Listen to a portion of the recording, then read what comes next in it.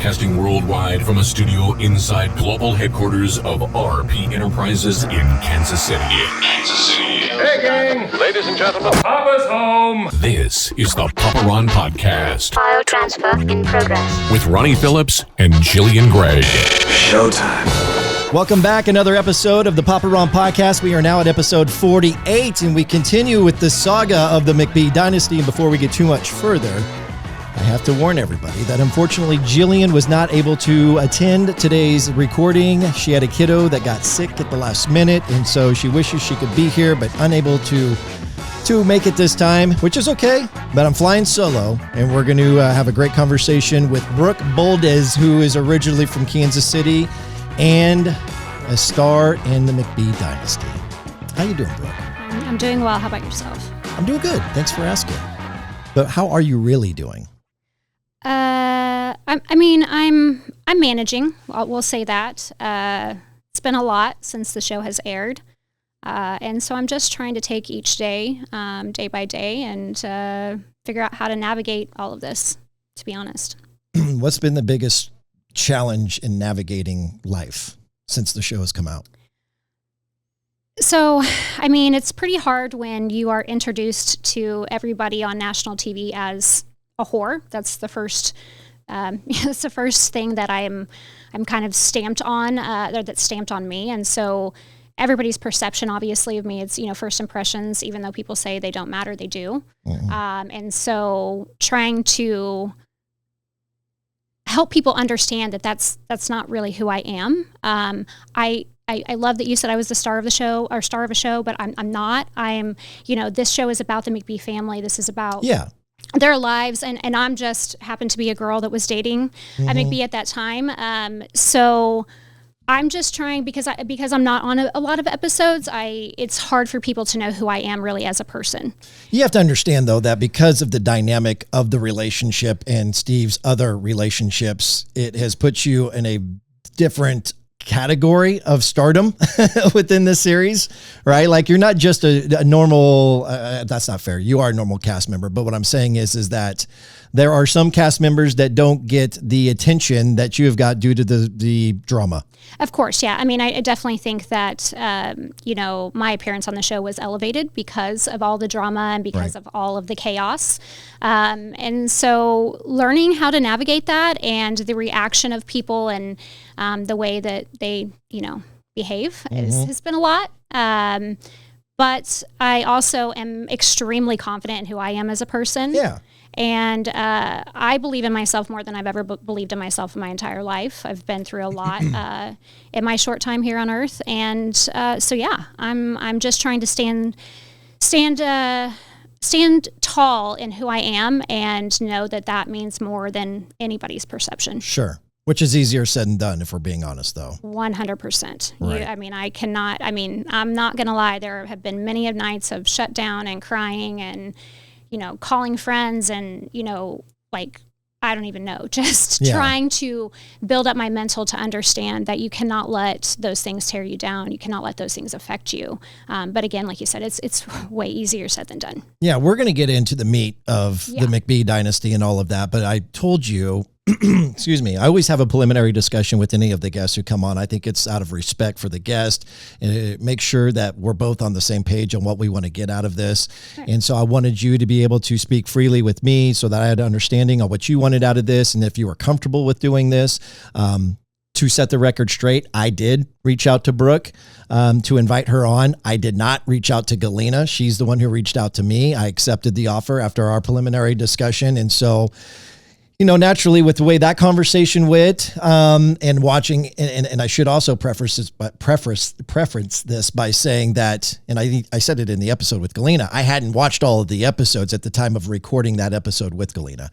I have now since seen all of the episodes. So now I have a little bit more understanding on how this whole thing played out. But what I did also tell you in that preliminary call is that I wanted this to not only be an opportunity for you to clear the air or get some things off your chest that would give you peace of mind moving forward to as many people through our platform, but also give you an opportunity to kind of expose yourself with who you are as an individual and as a business person and an entrepreneur, and And so I guess I kind of want to go there. That's not to say if you're listening or watching this that we're not going to get into some meaty details. We are, but she just touched on, Brooke, just touched on something that I knew of you personally because we had met in the past. Correct. From my days working at Q104. And it wasn't a lot and we don't know each other well, but it was, I think we met at PBR Big Sky, maybe a Hot Country Thursday night. That's at least what that's my recollection. And I believe you know my aunt as well. Yeah. So I think we've met, like I've always went out with my aunt to concerts and things like that. So we were introduced through that. Sure. So although Brooke and I know each other, we don't know each other well. We're going to get to know each other a lot better through this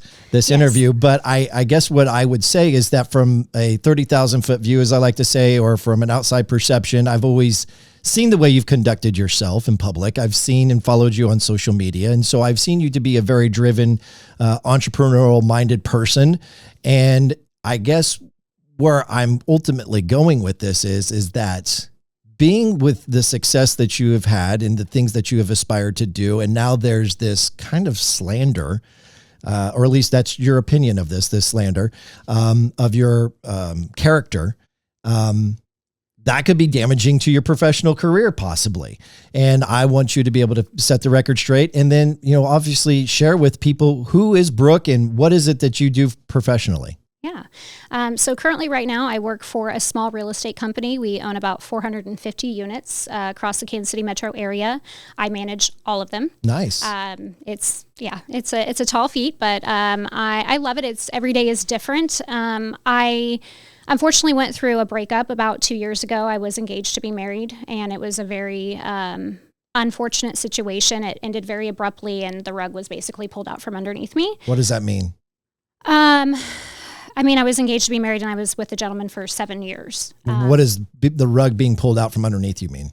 I was managing, his business. Oh, okay. I had just closed my boutique. It was affected by COVID. And I was only about 9 months into my boutique when COVID hit. Yeah. And so it was like that decision, like, do you continue this lease and keep pouring your capital into this and, hoping that things aren't going to shut down again? Or do you fold the table and set with what you have and hopefully be able to relaunch it at a later time? So there just was a lot of transitions that were happening. And unfortunately, when you're together with somebody for 7 years, you own a home together, you own cars, you're running a business. And when that stuff, I want to be really careful on how I talk about this because it was a very difficult time for me and my kids. And how many kids do you have? I have two. Okay. I have two. And so, when 1 minute you're engaged and going to get married and you have all these things and then the next minute all of that changes, I think is what I really mean by the rug being pulled out. And I literally had to start life over. Sure. And so that was really, really difficult. And so from there, I had a friend that was working for the real estate company. And so I just jumped right back into that, with her, and it's been really successful. It's been great. It's an interesting experience. Everything's different every day. But I'm really excited because I'm at a point now, because I've been in a transition for a couple of years where my creativity was really stagnant.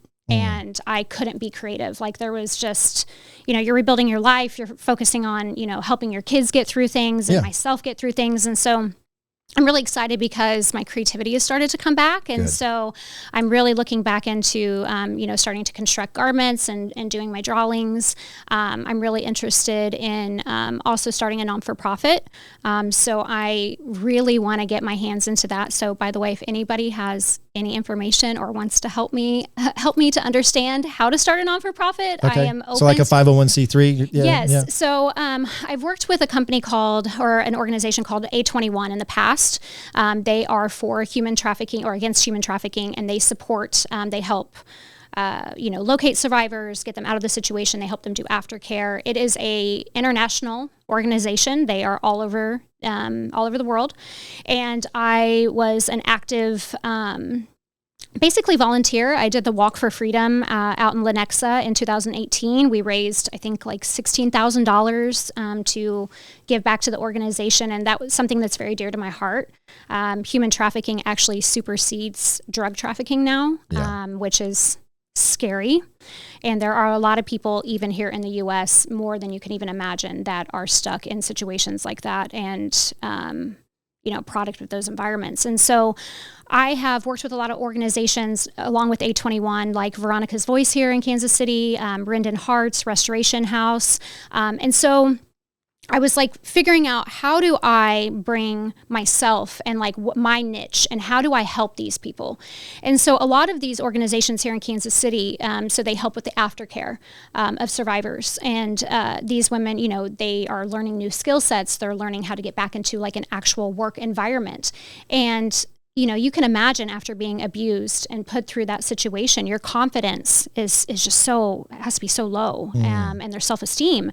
And so my thought is for this non-for-profit is to start building a closet of work wardrobe items where these women that they are, coming out of the aftercare programs and stepping back into the workplace, for me to help them provide, clothing for work and wardrobe for that, because number one, they can't afford to just go buy a brand new wardrobe. Yeah. Number two, it's hard for them. I mean, they don't, they've been stuck in situations, so it's hard for them maybe to understand what is appropriate or what should they wear in a work environment like that. Yeah. And also too, I want to help build their confidence. That's something that I've always loved about being in the fashion industry. Is for me, it's more than just the clothes that you put on. It is the mindset that it creates for you. Yeah.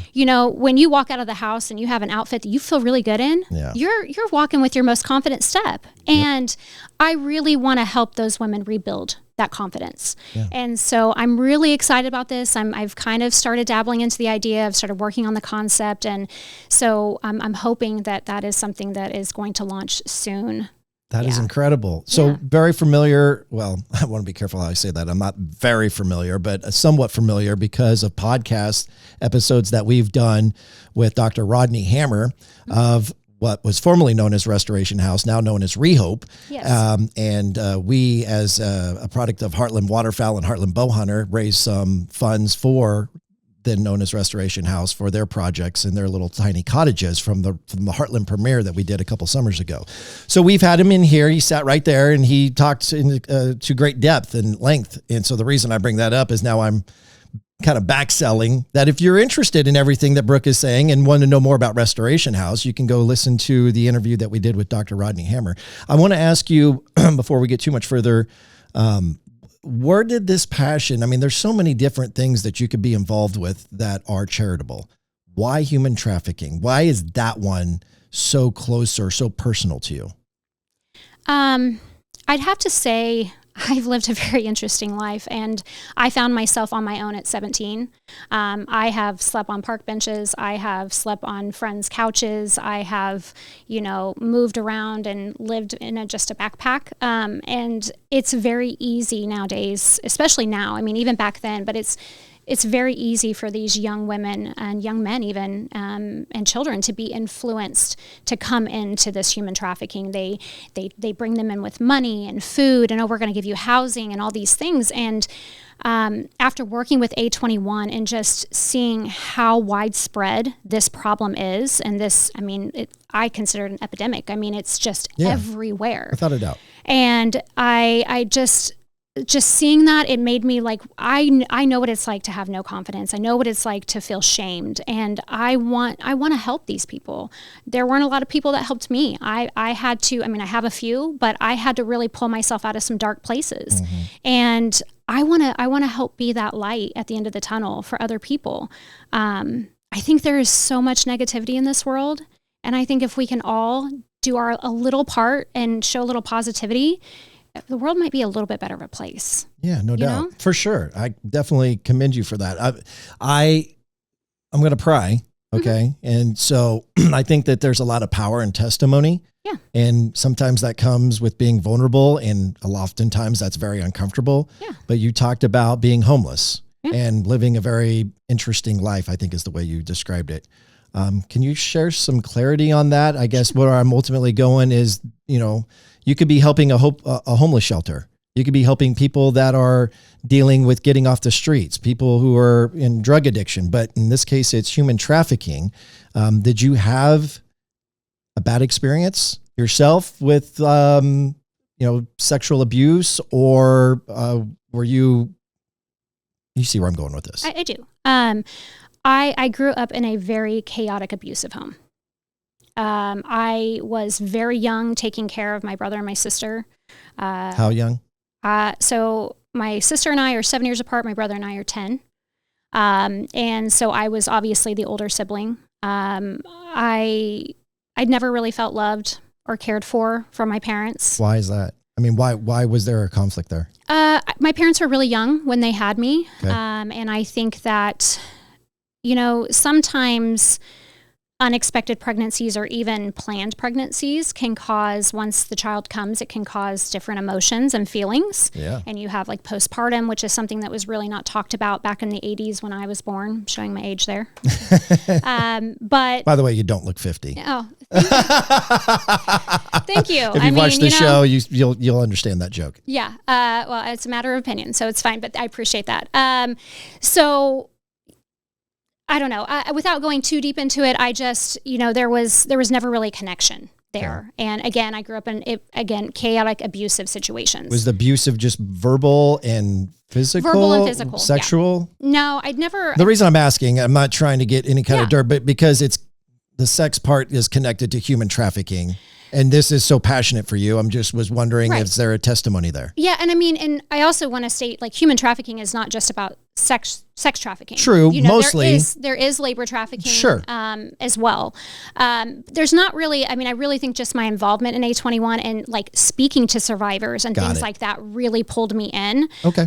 Also too, fast forward several years and my dad was in a terrible car accident and he sustained a TBI, a traumatic brain injury. Yeah. And we have struggled so much since then. It was in 2005. It was actually right after Katrina occurred. And, I've seen every level of, I feel like I have experienced so many different types of living and lives and people. Yeah. And I always joke around and I say, I'm not interested if you've stood with the grand. I'm interested if you've sat with the broken.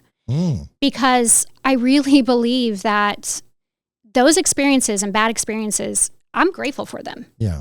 Were they tough? Yeah. Yes. Sure. Was it hard to get through those things? Yes. And there's still emotional wounds and trauma that I still have that I even still work through nowadays. Yeah. But that is what creates character. No That's doubt. what builds you as a person. Mm-hmm. That's what gives you the determination to get up and make things happen. And I think adversity is so important. I know we talked about this on the phone. Life is messy. Nobody can sit here and tell me that they live a perfect life.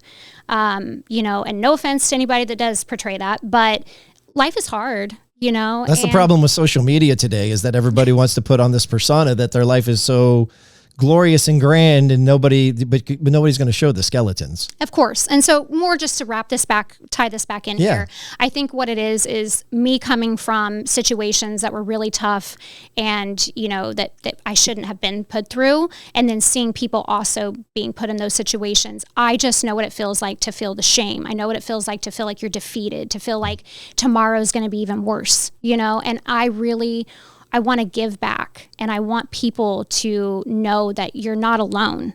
Like, you're not alone. And I think that that's really the drive for me. With the mental health side of things and a traumatic brain injury, I'm also kind of involved in that. My uncle kind of headways a support group at Epic Church in Independence. It's the first Tuesday of every month. Would this be your dad's brother?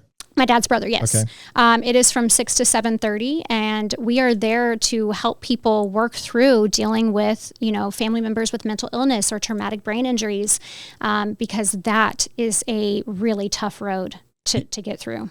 Well, I love that, and I love how much you care. That's really cool. Do you have you talked about having a rough upbringing, which means then you didn't feel, and you said you didn't feel much love from your parents.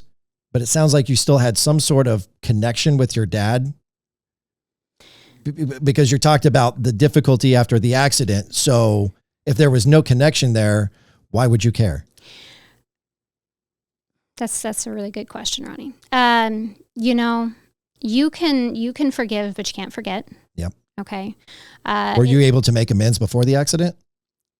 We kind of had a relationship a little bit. And I just tried to bridge that connection, because, we're all taught that, blood is blood, and you got to stick by your family. And I don't I don't believe that nowadays. I mean, I think that, if your family's being toxic, is being abusive, like, you have a right to set that boundary and to not be around them. Yeah. I don't think family is exclusive to just blood. But I did bridge, kind of a relationship with my dad. And we had a connection. And then he got in his accident, and, there was nobody else to step up to take care of him. I mean, he was in ICU for 8 weeks. There was 2 times where he redlined. We thought he was going to die.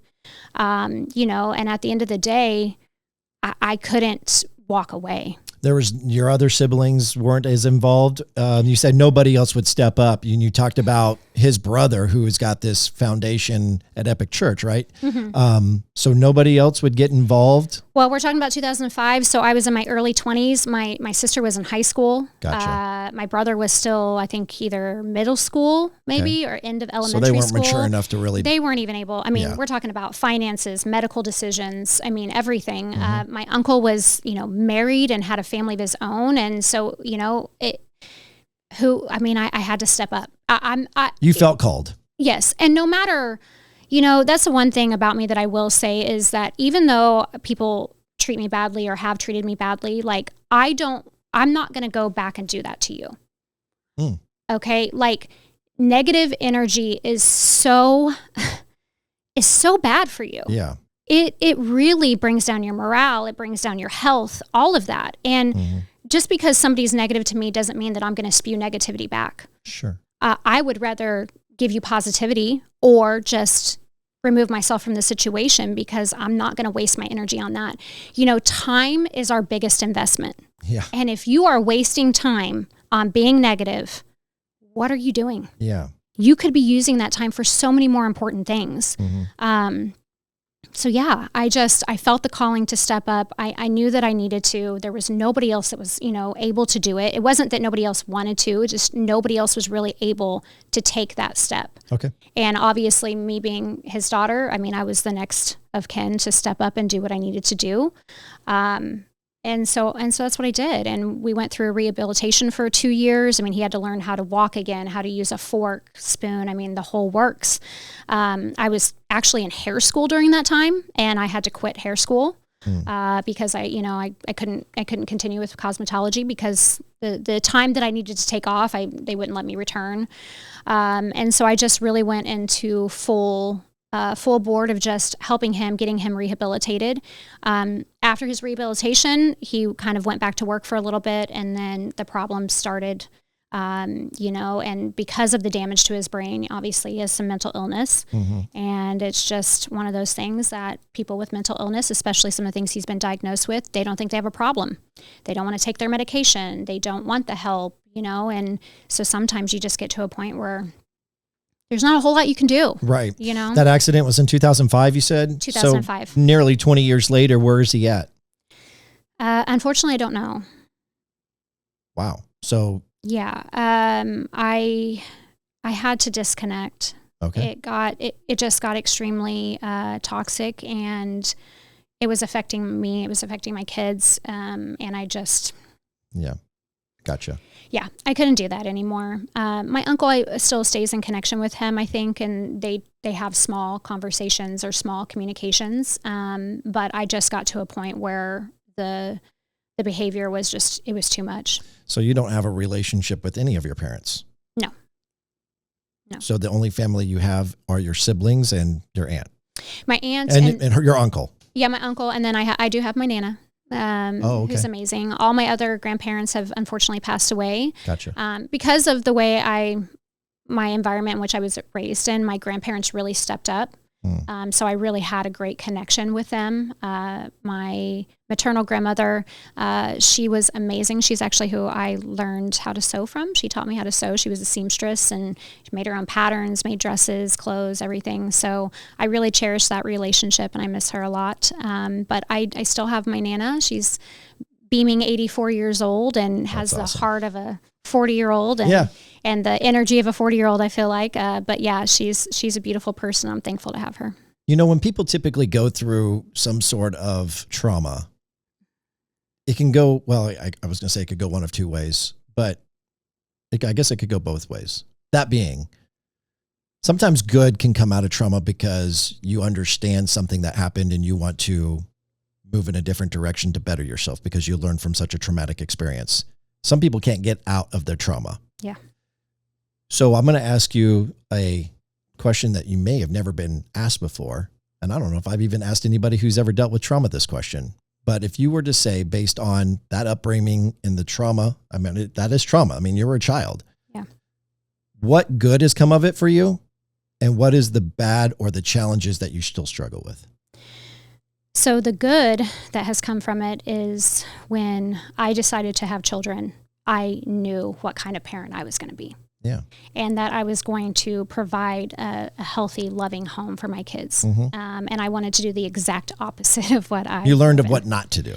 Correct. And that has forged the most incredible bonds with my kids. I am so connected with my children, and I am so blessed. They are amazing kids, and so I'm grateful for that. Now, as far as the downside, in my late teens, early 20s, I was an angry person. I was angry. I would lash out. If somebody made me mad, I would lash out at them. Like I did not live a very healthy life as far as my interaction with others. Okay. I've worked really hard to get to a different place. You don't have that pent up anger anymore? No. It was there and it lived in me for some time. And I really had to look myself very deeply in the mirror and be like, why? Yeah. What can we do to fix this? And healing, how did you fix it? Counseling? Yeah. I mean, counseling, meditation. Okay. I do grounding. What is that? Grounding is where you put bare feet or you touch your skin to the ground. It's feeling like the vibration of the earth. Oh. I actually try to ground as much as I can. I feel like it's very healing. Okay. And then also too, just reading. I love to read. So reading a lot about trauma and the healing process and things that you can do. I think that setting a schedule and a routine for yourself and making sure that you're implementing those things that can help you to heal. At the end of the day, healing is not linear.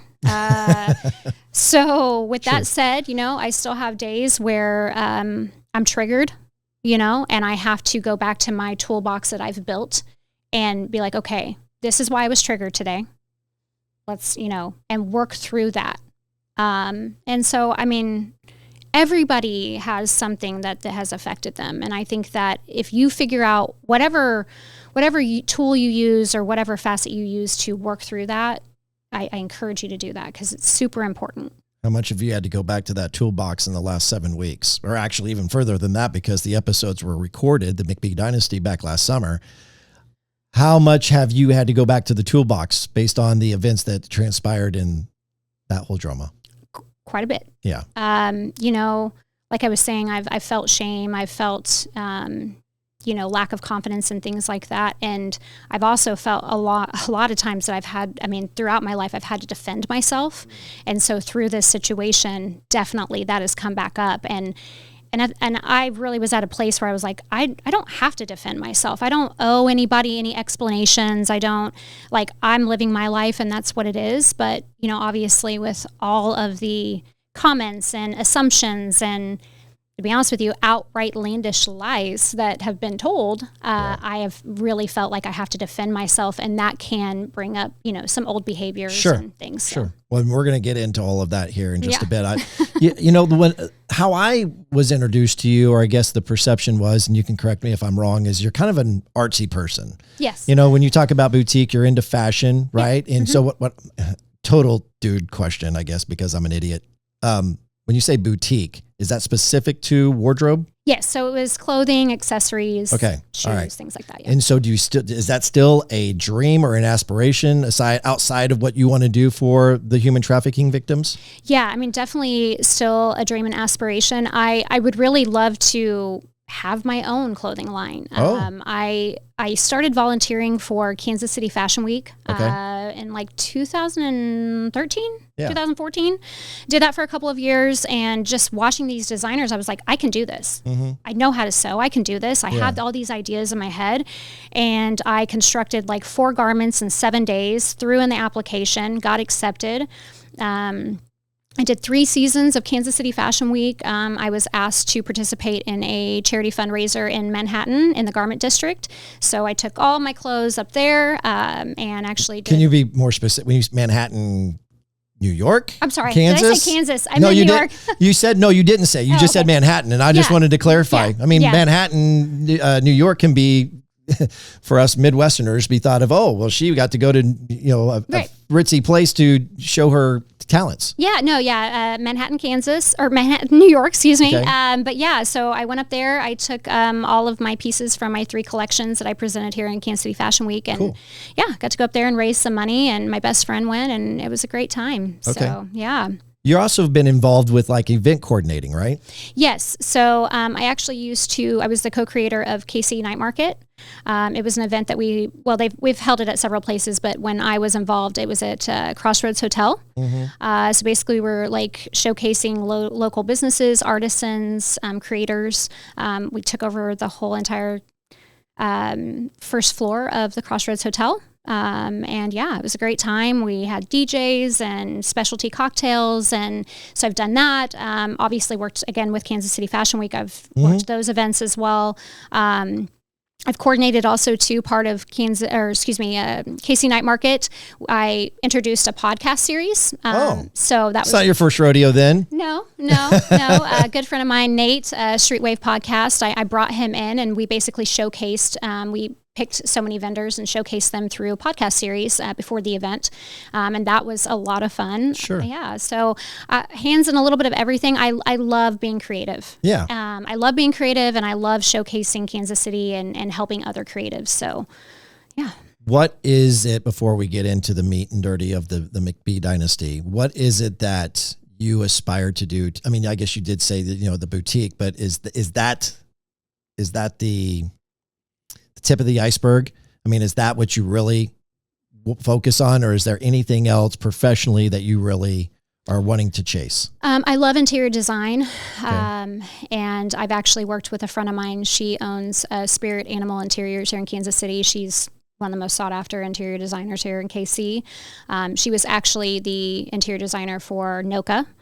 And so we've talked about me working with her, and I'm hoping maybe one day to bridge that partnership. I think that I was married for 13 years. I got a divorce, and then I was, single for a year and a half, 2 years. I met my ex-fiance and we were together for 7 years. And then, I went through that transition these last couple years. And so, like I was saying, my creativity was kind of stagnant, and I'm really just at a point where I was in a very transitional period. Mm-hmm. And I'm ready to dig my hands back into things. I don't know where that's going to take me. Yeah. And I kind of like that. I like the uncertainty. Sure. And I'm ready to explore the options.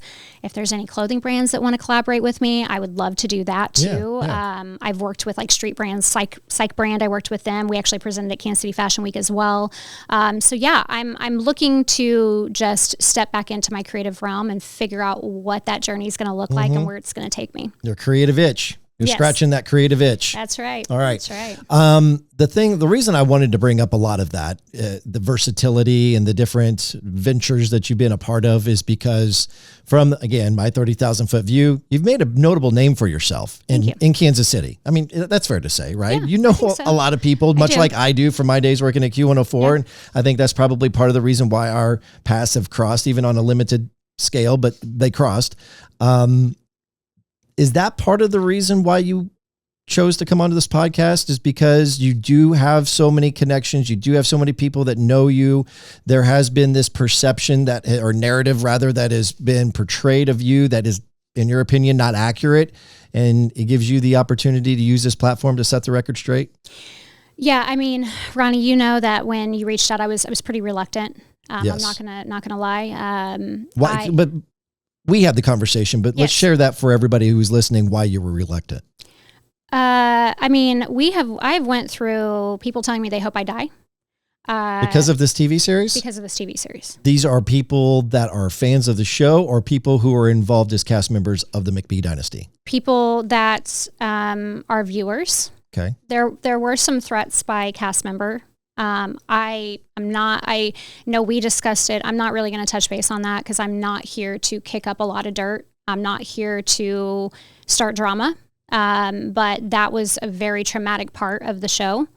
It obviously did not make the cut, and I know why. I mean, I don't think they wanted that aired out there. You're talking about the liability of the network. Correct. Yes. Correct. And which is rightfully so. I had to step up security in my home, because I was fearful. But I mean, back to just viewers and some of the things, I mean, like I said, big long messages. I mean, I have set I'm only on Instagram. I had to shut down my Facebook. My grandmother's on Facebook, and some of the things that were being said and posted to my page. I mean, my grandma has a heart condition. The last thing I need her is seeing these things and it getting her riled up and upset. Yeah.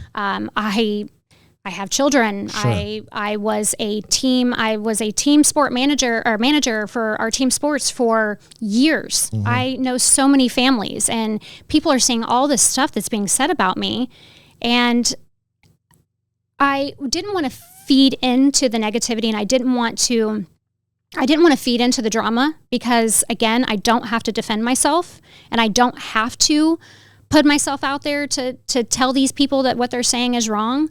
But now at a point, it's just gotten to where it's just so much. It's just too much.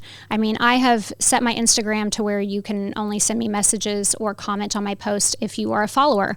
I have people literally following me and then turn around and sending me 3 paragraphs about how they think that Galyna should beat my ass and that, I want to beat your ass. And these, crazy threats, and you're just a whore, and you're just a no good slut, and you're just you're a sugar baby. You're just trying to get money out of Steve, and all these things. And I just, again, I don't have to subject myself to that. And I'm not going to. And there for a little bit, I am one of those people I need to know. I like to know things because I want to know what's coming at me. And at first I was like, okay, I'm going to read this stuff. And then it became unhealthy and I had to shut it down. And so I think you asking me to come on the show is definitely, I'm going to say what I'm going to say. I'm going to say my truth here, and people still are not going to believe me. Yeah. But I do feel like me coming on here and at least being able to show a little bit about who I am and set the record straight on some things, some misconceptions that are out there. It's more for me than it is for anybody else. I need that. I need that closure, I think. So I don't know that I truly got the answer to the question. Sorry. The reluctancy for coming on here. What you were reluctant because you... Well, I mean, just the already, just the small promotion over the last, week or even few days. Of this episode? Yes. It has triggered. When I say this episode, I'm talking about this episode of this podcast, not the McBee Dynasty. Yes, episode of this podcast. It has already triggered so many. I mean... I'm going to interrupt you there. I'm trying to find the right way to ask this. When you say so many, give me a ballpark number, ballpark figure. How many people are we really talking about here? So I actually did a count this morning. Really? Yeah. Okay. And I'm upwards. This is going to sound like a really small number, but it's 33 people that purposely sent me messages about this podcast specifically. And I know 33 people does not sound like that much. I get it. No, I get it. But it's a lot, especially with the comments that are being made. And things have, obviously the show is still cycling. There are still episodes to come out. I will say before you reached out to me, things had calmed down a little bit. Mm-hmm. And I do want to say on the opposite side of that, I have had an amazing outpouring of love and support and that's why I was asking, because is perception reality? Because 33 people is a lot of people. It is. Right. And it can be, and even Galyna, to her credit, she said it, our human brain on a ratio of 1 to 10 will focus more on the negative than the positive. So when you see 33 people, you're just like, oh my God, that's daunting. Right. But let's focus on the positive here a second. Of course. Yes. There's probably more than 33 people that have reached out to you that have lifted you up. Of course. I've had a lot of people with really positive messages and, tons of people that are just really kind, and they're watching the show and they're actually not and it's not triggering them, or it's not, it's not invoking judgment on them. And I think that they're just really taking each castmate for what they are. And so I really have appreciated that. So I do want to say, yes, I don't want to just focus on the negative, but the negative can be pretty consuming. It can be. And I guess that would lead me to the next question being, of the 33 people, are they anybody of any significance? Are they anybody that you know? Is it anybody local that you've had past experiences with or done business with before? Or they're some sort of notable figures in the community? Or are they just random people? They're just random people. Okay. And nobody you've ever met before? No. And I think that's what is the most disheartening side of it, is like everybody is so comfortable. Would you feel better if it was people that you did know though? No. I'm trying to understand where But I will say, even though comments haven't been made in my community, when I go places, there are people that I know that are looking at me different. They're treating me different. They're treating good and bad, or just good and bad. Okay. They're treating my kids different. My kids have actually been affected by this show a lot. And so, again, I do want to focus on the positive, and I keep preaching that positivity, but I do want people to understand what they say and what they do. It does affect people. Sure. We are humans. Yeah. We are people that were living our lives and were put on camera, and I don't think that, number one, it takes a lot of courage to do that. It's not easy just to jump in front of a camera and, live your life and do these things and be involved in these relationships. That's not easy, number one. Number two, I don't think that there's anybody in the world that has never not made a mistake in their life. Right. And for you to come on and watch the show and then start judging me because of a bad decision that I made or a wrong choice that I decided, like I think it's just a little, like I said, disheartening that people are just so comfortable with tearing people down. Yeah. I actually just watched something last night, and I messaged her. I don't know if she'll ever see it, but it struck my heart because, Jelly Roll's wife just got on social media, and I think it was a podcast that she had launched or put out. And she said he has literally had to remove himself from social media because of the body shaming, because of the constant negativity about his weight. That man is at one of probably the biggest pinnacles of his career. No doubt. And he can't even be on social media. Yeah. That's sad. It's sick. It's sick. It really is sick. It's sick. And so I hope by coming out on this podcast too, people can kind of take a moment and realize, like, what would you do if you were in that situation? Or how would you feel if people were coming and saying these things about you and the decisions that you've made in your life? 100%. But before I say a follow-up to that statement, let me just say, and I've said this to you, I feel like it needs to be said on this podcast. Me featuring different cast members of the McBee Dynasty is so far outside the scope of what this Papa Ron podcast has ever been about. I 100% am trying to be opportunistic about the hype that is going on here. I will flat out admit it to the camera right there. You bet. I'm trying to be opportunistic. There's a bunch of people that are talking about this. There's an opportunity for me because it's local. The show, the people who reside are local from the show. So I have the benefit or the luxury to have access to these people if they are comfortable with coming on. And then that allows me to expose the Papa Ron podcast to more people, which I'm treating this like a business and I want as many people. But that being said, I'm not going to sacrifice the integrity of the show. Of course. I'm just the guy navigating the conversation. I will ask challenging questions, but it will always be out of respect with the idea that we're going to try to be fair. Right. And have understanding and give a true perception of, or a true reality to that person's perception. So that being said, you stated before I just went on that little tangent, that how would you feel if somebody was treating you that way? In other words, if this person that is being hateful to you on social media, if they were the one on the reality show, how would they feel if you were treating them that way, right? That's what you're saying. Yes. They might say to you, Brooke, I wouldn't put myself out there. I wouldn't agree to get on a reality TV show. You set yourself up for this. I'm not saying that that's my opinion. I'm saying that that could be their reaction. So I'm not going to necessarily ask you the question of why did you put yourself up to this? I'm going to ask it a different way. What did you know? You were dating Steve prior to filming, and we'll get some, I'll let you answer the question. How long were you dating Steve prior to the show's beginning filming?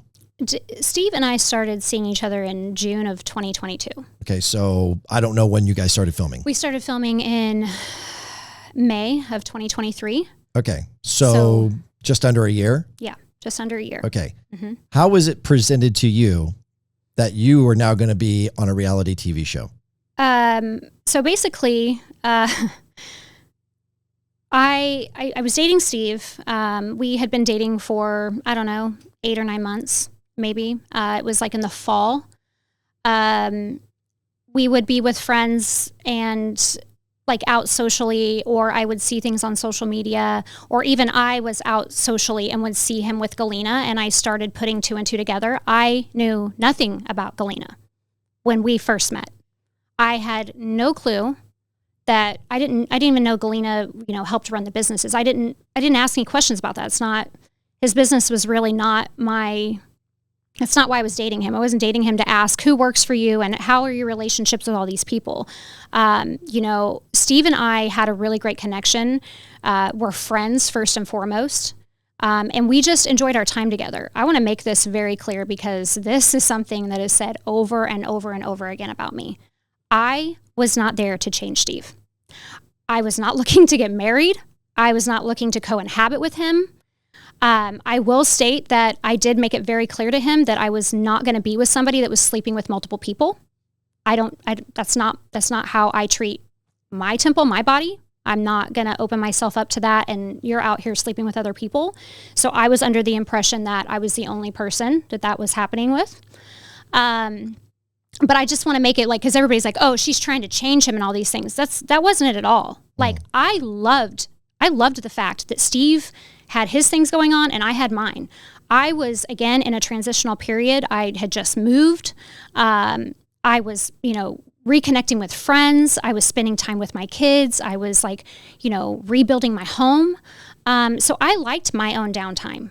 I didn't mind that we were not, that we weren't together 24/7. That's not what I was looking for. I was looking for somebody to go out and enjoy time with. Yeah. Steve and I, we would go with his number one construction crew. I love those guys, Jose and Josh and all of them. And we'd go and hit golf balls out on a property and drink some beers. Okay. You know what I mean? Steve and I, we go to the movies. Okay. We weren't out here doing fancy dinners and concerts and all these things that I don't know if people think that that's why I was dating Steve. I was just trying to live life. I was just trying to get my feet back wet into dating. Yeah. And I was very clear with Steve that I didn't want to marry him. I didn't want to co-inhabit with him. I'm 42 years old. I was, again, rebuilding my life, and that's not something that I was going into. Can I get some clarity on that? Sure. You said you made it clear to Steve that you weren't in it to get married. Mm-hmm. Is that what you said? Okay. Does that mean at that moment, or you were? There's so much that's been said there that I'm trying to wrap my head around. Sorry. So it's okay. So what you're saying is that where you're at in your life, regardless of when you started dating Steve, you have no desires to ever getting married. That's correct. Okay. Even at this moment, okay. I don't want to get married again. Even with my ex-fiance, the agreement was that it wasn't going to be legal. We would maybe have a ceremony. We can both wear rings. We're committed to each other. My divorce was disgusting. It was terrible. And I never wanted to be connected legally to somebody like that again. Because when you go through a divorce, it's a mess when you're trying to separate assets. And my ex-husband and I, we owned a business together too. It was so much. Sure.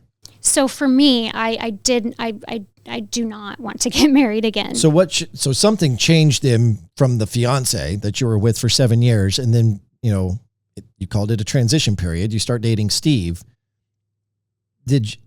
So you're saying that you would be engaged, but you would wear rings? I'm trying to understand what has changed from you saying yes to an engagement proposal from the previous ex-fiance to emphatically telling Steve, not a chance in hell I'm ever getting married again. Yeah, I mean, after, I opened myself back up to saying, okay, hey, yes, Okay. we can have this commitment. We So can have rings. And after that, the ex-fiance ruined any other hope of possibly entertaining marriage ever again. Yeah, and I don't want to say ruined hope. It's just, I've set that boundary for myself that I don't want to do that again. Let's get back to the original question. What were you told? Well, my question was, what were you told about this reality show? You had dated Steve roughly 8 months prior to filming. Right. And so how was it presented to you? You started to answer that by saying that you would see him out and you would occasionally see him with Galyna. I know, I'm sorry. So it sounded like that maybe you guys had a casual relationship, but you were under the impression it was casual with exclusivity. Correct. And then I started finding out about Galyna in the fall. What does that mean? So I started seeing them together out at, there was a local high school football game I went to and they were together. I went to. And you weren't upset with that? Let me finish and then I'll go from there. Sorry. And then I saw them at a bar together. And he didn't know I was there. I mean, I was from afar and I could see the two of them together. Okay. She started getting on my social media and was the top 5 to watch my story every day and liking posts of my children, which was totally, she wasn't there to support. She was there to make herself known. And so I started asking questions and I said, what is the situation with Galyna? And I was told that, she worked for the business, that they had a relationship and that he had, in the past, and that he had made it very clear that he didn't want to be with her and that, she was very passionate about being with him. And at that This is all prior to filming? All prior to filming in the fall. And so then from there, I told him, I said, look, Steve, we've based our relationship on friendship. I'm going to stay your friend, but I cannot put myself in this position. I'm not going to do it. Mm-hmm. I don't want to be involved in this. This is messy and I don't want to be involved in it. And so we didn't speak for 3 months. Then we kind of reconnected at the beginning of 2023. He contacted me. We went to dinner. We were chatting. We had made some plans and then I didn't hear from him. And then next thing I know, I get a call and they were like, hey, we're going to be on a reality TV show. I've told the production team about you and they would like you to be on the show. So that's where that all came about. What was your reaction to that? I was a little unsure at first because I was like, look, I mean, you have this whole situation with Galyna. And just to answer your question really quickly, seeing him out with Galyna, it not necessarily made me mad, but I was like, why am I being told one thing and then it's another? I wasn't, Steve and I were, it wasn't like I was seeing him, again, we weren't co-inhabiting. We were seeing each other 2 times a week, maybe 3 times a week, maybe. Yeah. So it's not really that because I'm not a jealous person. It didn't make me mad. It's just look, I'm one of those people, just give me the blunt, honest truth. Right. I have seen it all. Right. And I just want people to be upfront with me. And so that's where I just had to have that conversation with him and let him know, this is obviously something you're still trying to figure out. Once you figure it out, then you call me. If I'm not dating anybody and you're interested in dating me again, then we'll do that. Okay. We got here based on the scenario of flipping the coin on the person who's showing hate. Mm-hmm. And would you like that if it happened to you? Mm-hmm. And that person would likely say, I would not subject myself to reality TV. So based on that conversation, excuse me, and what I'm hearing now is you and Steve dated for 8 months on and off again before they started filming the show. In the fall, you had started seeing him out with Galyna and you were like, what's going on here? Something's not adding up. I'm going to shut this down. Respectfully, right. No, there was no hatred or any jealousy. It was just like, hey, if that's what you're into, go do you, but I'm not going to be a part of it. Correct. Then a few months later, he reaches back out and says, hey, let's hang. And you're like, okay, let's hang. And you're then thinking that at that time it's just friendly, that there's not dating, it's not exclusive. You're just reconnecting, having dinner. Okay. Is that fair? That is fair. Okay. Then you don't talk anymore. And then out of the blue, he says, hey, we're going to do this reality TV show. I've told the producers about you and they want you to be on the show. So isn't that, I'm just, again, from the outside perception, like you seem pretty convicted and you've been pretty convicted with everything you've told Steve up to this point. And again, the people who are being hateful, if you're flipping the coin on them, they might say, I wouldn't subject myself to that. Why did you subject yourself to this? You knew he was already seeing Galyna, or it was on and off again.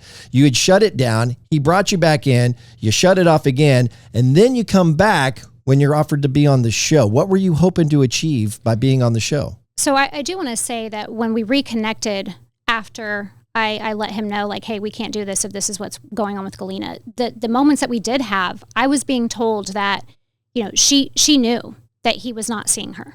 Do you think he lied to you? I mean, obviously. I don't know. I don't know. I hate to say that because, I don't want to assume anything, Brooke. This thing has been such a shit show that I just, you're telling me. Right. I need to hear it from the cat's meow. Right. I mean, obviously, yes. I mean, if you look at the show and you look at everything that unfolded, yes. I mean, I even say it on the show. I feel like I've been blindsided because I was being told one thing and that's not what was happening. I want to believe that what Steven said, and you said it too, because you messaged me after my interview with Steven. Yeah. And you appreciated the respect that I showed you from that, which was 100% true and authentic. He had said that this show was 100% authentic. None of it was dramatized. Do you believe that?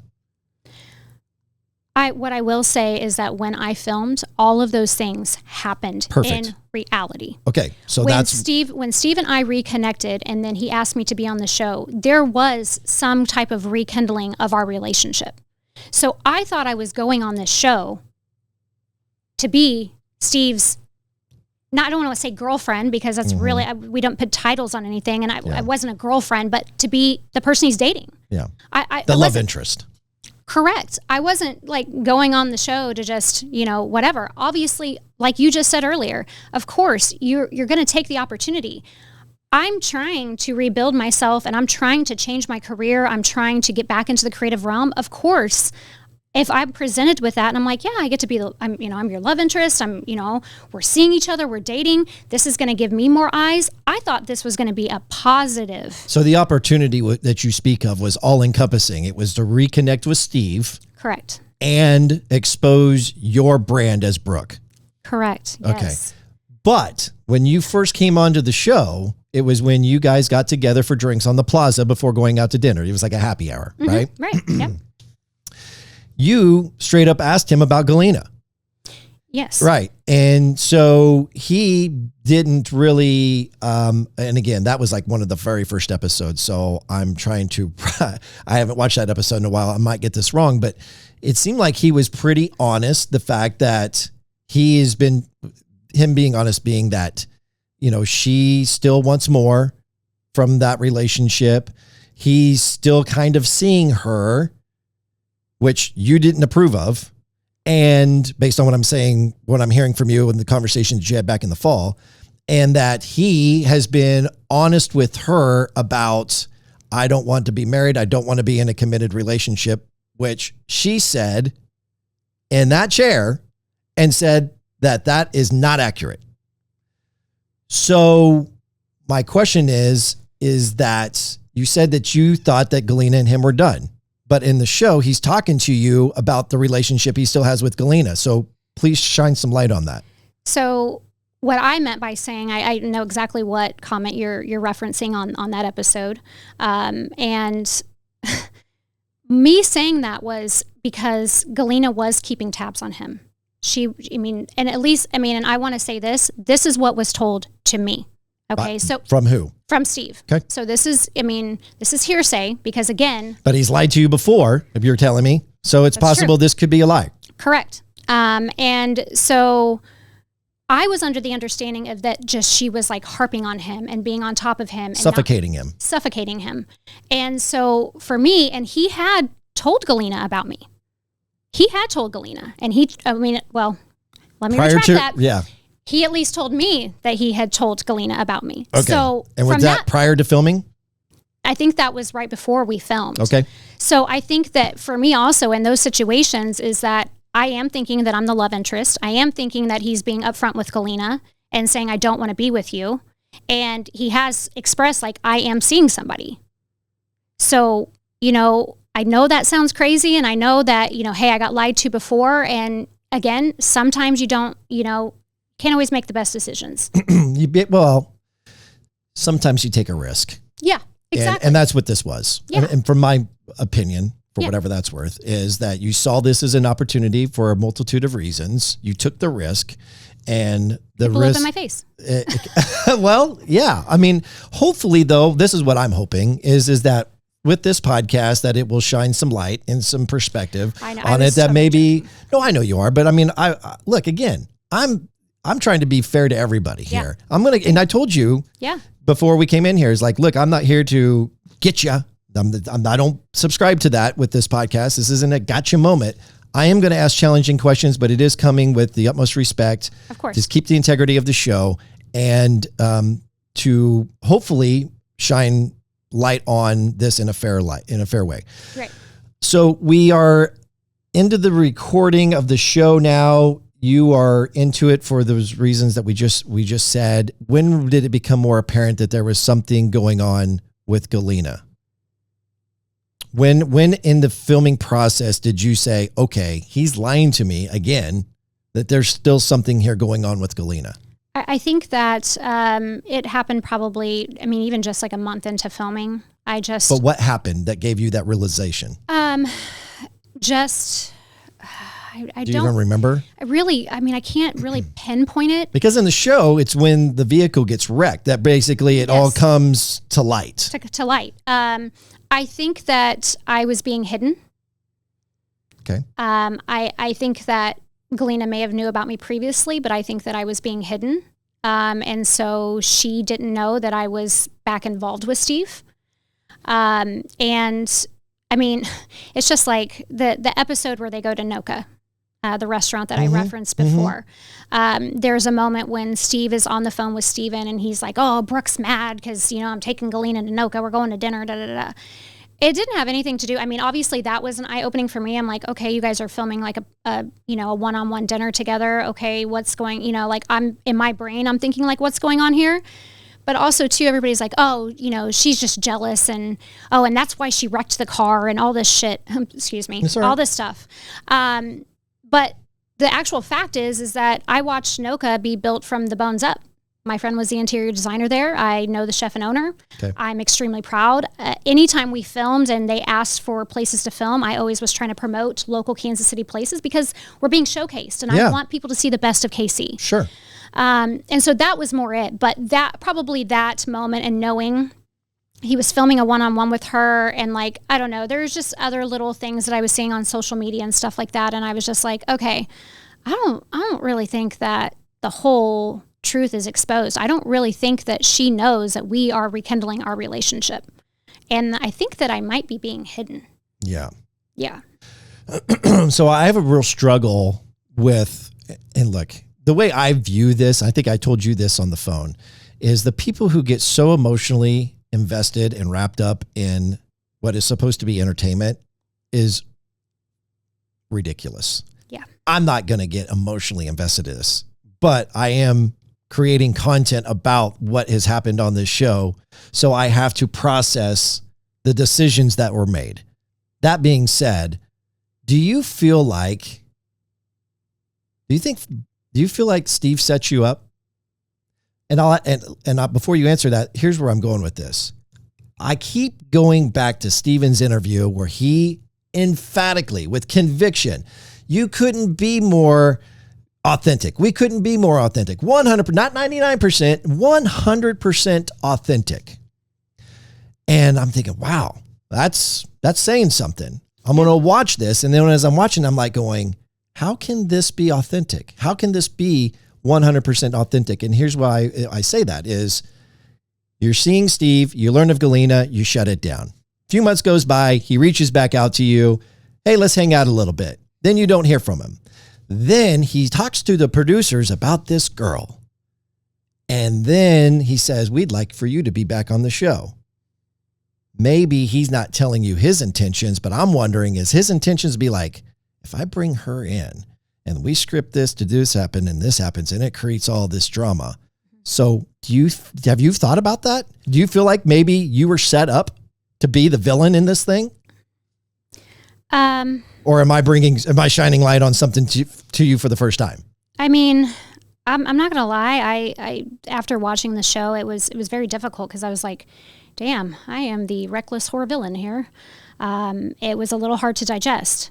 I do want to backtrack a little bit. I didn't say this before. And I mean, I think that it's fine for me to say this, but there was another girlfriend of one of the boys that was supposed to be on the show. They broke up. She said they asked her to still come on the show. She didn't want to be a part of it. They needed, I think, another female castmate. And I think that conversation happened and started surrounding with, well, are you seeing anybody? You know, in that, and then that, of course, I got brought into it. Mm-hmm. I want to say that, again, everything that I filmed and any moment that I was in, those things were really happening to me. You. No, I know that. I just want to make that clear. As far as anything that played out on their end, I can't speak for that because I wasn't involved in that. You know? But you were. Well, you were involved, and so you're dealing with a new kind of trauma in a way with all of this hate and sounds like death threats. That's traumatic. Yeah. Okay, so you got to be sitting here going, how the hell did we get here? And ultimately, I'm going to try to figure out where you're at with your relationship with Steve today. But I'm sitting here trying to process this, and it's not just this experience, it's the other things that have happened in the show. And if I'm sitting here looking at it, I go, this is either not 100% authentic, or somebody is not very smart. And I think it's kind of a combination. I think you're a smart person. I think you knew what you knew, but I think you were misled. And that means then it couldn't have been 100% authentic because that wasn't portrayed on the show. It wasn't portrayed on the show like, hey, you know what? We could really spice up this show. If this person that I used to date that I haven't talked to in a couple months, I let her know like, hey, here's an opportunity for us to reconnect, and it will be an opportunity for you to expose your brand and build your brand. We're going to bring you in, but man, the shit show that could come later, I'm not going to let you know about that. I mean, there... Is that fair to say for me? I think that's fair to say. I mean, there are some things that I definitely feel like I was misled about from a lot of different angles of the show.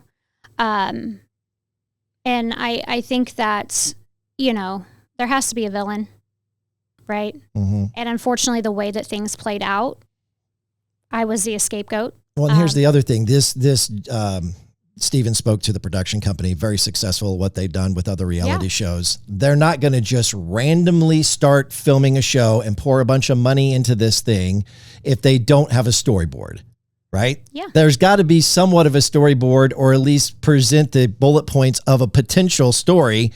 And then you're like, okay, I've set the trap. I put the bait in the trap. Now go for it. Right. Let's see what happens. And then it all unfolds. Right. That's what I'm starting to gather from having all of these conversations and watching the show. And it's just very fascinating to me. Well, and I would be naive to say that I didn't think that Galyna was going to be upset about me being on the show, or upset about me, rekindling my relationship with Steve. Like, did you guys talk about that? I mean, you and Steve, did you talk about the possibility of that happening? I mean, yeah. I mean, and I had talked to Steve about like, hey, she's all over my Instagram. She's liked pictures of my kids, which I think is totally like malicious. Like, she's doing it on purpose to like get my attention. And like, she's not liking my picture because she's proud of me as a mother. Like, you know what I mean? She's liking it to get my attention. And I don't, like, my biggest thing is you can take whatever shots you want at me, but don't take shots at my kids. Mm-hmm. And so that was like the end of the straw for me. And so I had blocked her from, everything, so she couldn't view any of my stuff anymore. And, I had heard about comments that had been made and things like that. I know that she was not happy about me or didn't think that I was a great person. Or whatever her perception of me is. So, I mean, I would sound dumb to say that I didn't think that there was going to be some type of drama that was going to take place between myself and Galyna and Steve in this triangle here. Did you ever cross paths with Galyna or have any kind of encounter with her before? And look, we're recording this on April 24th. I think we're into week 7 of the series. So there's 3 more episodes yet to play. There's going to be And I think it even may have showed it in the trailer or other promos. So hopefully I'm not killing it for anybody who hasn't seen the entire series yet, but there's a very serious face-to-face encounter with you and Galyna. I think it's towards the end of episode 9, and it starts off the beginning of episode 10. Had you had any kind of encounter with Galyna prior to that? You called it in a preliminary call an ambush. No, I had no other interactions with Galyna except for there were places that I was at, that she was at. She didn't see me and didn't know. But that's not, you didn't have any direct encounter. No direct encounters. Okay. No. All right. No. Okay. It's a lot, huh? Yeah. Lot to unpack. So I guess I'll ask the question again because I don't know that I got the answer. Do you feel like Steve tricked you? You know, I hope Steve didn't trick me. What's your relationship today? I mean, we've communicated here and there. Obviously, the show's come out. We've had some conversations. But I mean, we don't talk. How often do you speak to one another?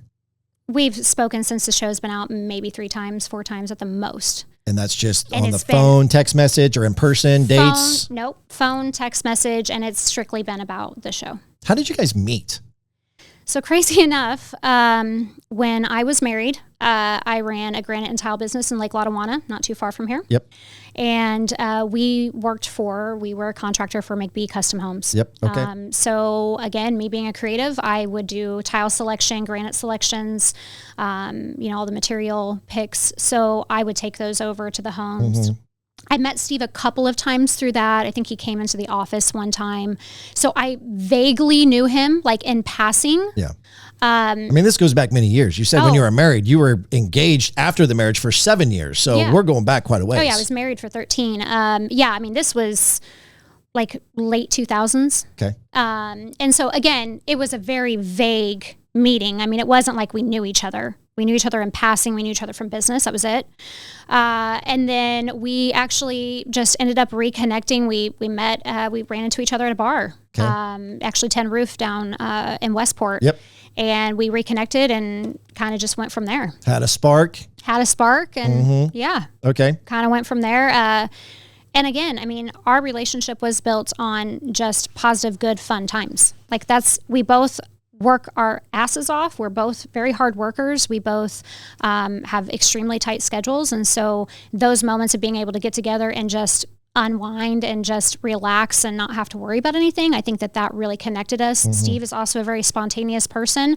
I'm also can be like, hey, something pops up, let's go do it. Sure, sure. I'm also very adventurous. And I think that was something that really connected us as well. Okay. I cut you off. I apologize. But do you feeling like Steve tricked you or not? You don't know. You're just hoping that he did. I mean, I hope. Have you ever asked him? Like, I mean, are you kind of connecting the dots with everything that I'm saying now for the first time? Are you? Yeah. Okay. And I mean, I hope that Steve did not go into this to trick me. I mean, I know Steve enough. Steve actually has a really big heart. I know a lot of people. There are so many moments. I will say that there are so many moments in the show that really portray that he's got a big heart and a very giving person. He wants to help everybody. He wants to be a problem solver, and he does. He has a huge heart. He is a very good person, and I know what is shown on the show of him and how he's depicted and the things that people are saying about them. Like, everybody has a right to their opinion, but he is a good person. And so, I wouldn't think that he would bring me on the show to trick me. I would hope that wasn't the case. But, the way some of the dots connect, it kind of looks like it looks that way. It really does. Well, I've reached out to him. I'll say it right here. I've reached out to him to see if he'll come on. He has not responded yet. Yeah. But I would love to have him on to get his position on this. All right. So there's a few more things that we need to touch on. I know that you mentioned this prior to recording that you didn't want to elaborate on this too much, but I did tell you that I was in a position that I was going to have to ask it. And so I prefaced that out of respect for you. Of course. Galyna's vehicle got wrecked. Can you give me some clarity on the relationship that you had with Steve? And the reason I asked this is because you told me this off microphone. It wasn't the first time. Well, you say it on the show, actually, that you've used McBee vehicles in the past, Galyna sat right there and said that was her personal vehicle. Was it? I mean, if she says it was her personal vehicle, I guess it was. I was under the impression that was a McBee vehicle. Were you told it was a McBee vehicle? From what I understood, it was a company car. Yes, okay. I was told that it was. You don't want me to press any further on that. I really don't, because I'm not here to start drama. I understand. You know what I mean? I really don't want to do that. Fair enough. I can only say what I was told. Okay. And I was told that it was a company vehicle. Okay. Obviously it's very clear that it was her company vehicle. And if it wasn't her company vehicle, it was her personal car. Okay. I would have never drove that car if I would have known that was her personal vehicle. Okay. I would not. What were the details of the accident? Basically, unfortunately, I had a guy pull out in front of me. Okay. He was at a stop sign. I guess he didn't see me. I had the right of way. He pulled out in front of me. What do you do? Was it the middle of the day, late at night? It was in the evening time. Gotcha. But yeah, he pulled out in front of me. I tried to stop. There was no way for me to stop. I actually sustained a pretty severe concussion from the accident. Was he drunk? I'm sorry? Was that person drunk or intoxicated? No. But what I will say is that about... I don't know if I can say this, but about a week after my accident, he actually was in a domestic assault. He assaulted a police officer. He fled the scene, reckless driving, like all those things. So, I don't know that person. I don't want to pass judgment on him. I don't know what he was thinking by pulling out in front of me. Mm-hmm. Clearly, I don't think that he probably meant to pull out in front of me, but it happened. And, there's not, what do you do? Right. These stories about how I purposely wrecked the vehicle. Yeah. I'm a mother. I have children to take care of. Were there children in the car with you when it happened? No, they were not, thank goodness. And so,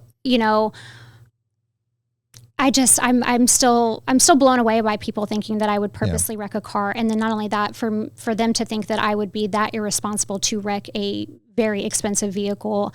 I've never been in a car accident in my life. Mm-hmm. Let me take that back. I've been in a car when somebody else was driving and there was a car accident, but I've never been behind the wheel of a vehicle when there's been a car accident or been involved in a car accident. So it was a very traumatic, just as it was traumatic for Galyna, it was very traumatic for me as well. Yeah.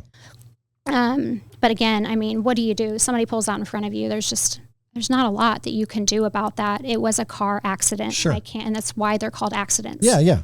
So is that whole drama put to bed from a legal standpoint, or any is there any court hearings, or is there any investigation, or is there anything else still lingering out there regarding that accident? No, everything's been wrapped up with that. The insurance companies handled that from there. And there was no prosecution, or there was other than just being a fine. Yeah. The guy was at fault. There was no intoxications or any arrests or anything like that was involved with that accident. Okay. And I think it's fair to say that you were borrowing the vehicle because of, and again, I'm bringing this up because we talked about it off microphone. Yeah. You were borrowing the vehicle because your personal vehicle had some shop issues or some mechanical issues. Yeah. And I was going to rent a car when Steve called, and it just happened to be, I said, hey, I got to go rent a car. I got to rent a car for like 3 weeks because my vehicle I've always wanted a vintage Land Rover, and I found myself in the position to buy one, and I loved that car. And unfortunately, a part went out, and it was a part that you had to order from overseas. Parts for those vehicles are expensive. And they're expensive, yeah. And so the shop was like, hey, we can place the order. It's going to take weeks for it to come in. And it just happened to be that we had a phone conversation when I was going to rent a car. And he's like, hey, let me figure this out for you. Let me help you out, because that's who Steve is. And I was extremely grateful for his help. Being a single mom, a $3,000 car rental is not something that's expected. I was going to have to do it. So it was what it was. But he was nice enough to help me, and I'll be honest with you, I wish I could go back to that day and say, hey, don't worry about it. I'm just going to throw this on my credit card to keep it moving. Sure. But, I can't change the past. So. Did the accident happen before filming? I know during. that. Okay, it did. I'd say Yes. because there's no discussion about an accident. All of a sudden, Galyna's just going to go check on her car that's in Buckner, and voila, there's the front end of her vehicle's messed up, and everybody's going, whoa, where did this come from? And so I was curious if production had begun, and if or maybe there was dialogue or filming of that particular situation, and maybe they just left it out of the post-production of the show. Yeah. No, from what I understood, there were 2 scratches that were on the rear quarter panel of her vehicle. But you picked it up at the body shop in Buckner, right? No, I picked it up from Steve. Wow. Okay. So I was misunderstood there. So yeah, so I think that the car was on its way to the body shop or was at the body. I don't know those details. But he gave you the vehicle directly. Directly. Mm-hmm. Unlike giving you the keys to the Nashville house when he was trying to go through Tessa. Yeah. Right. Okay. Just want to make sure that we're clear on that. Yeah. No. It was a direct. He left the vehicle. I picked it up. So when you call and let him know, hey, something bad has really happened here. This vehicle, someone pulled out in front of me. The whole front end is destroyed. Does he tell you, oh shit, that was Galyna's car? When did you find out that it was Galyna's vehicle? I found out it was Galyna's vehicle when she was on your podcast. So you haven't watched any of the episodes of the show? I mean, she says, she talks about it being her vehicle on the show. She never says that it's her personal vehicle, though. Okay. I probably didn't phrase the question correctly. It was a vehicle that she drove. Whether it was personal or theirs, it was the vehicle that she drove. Mm-hmm. When did you find out that was a vehicle associated to Galyna? Oh, I figured that out after I drove it for 2 days. And Why is that? Or how is that? Because there was things in there that were clearly a woman's, and I saw things with her name on it.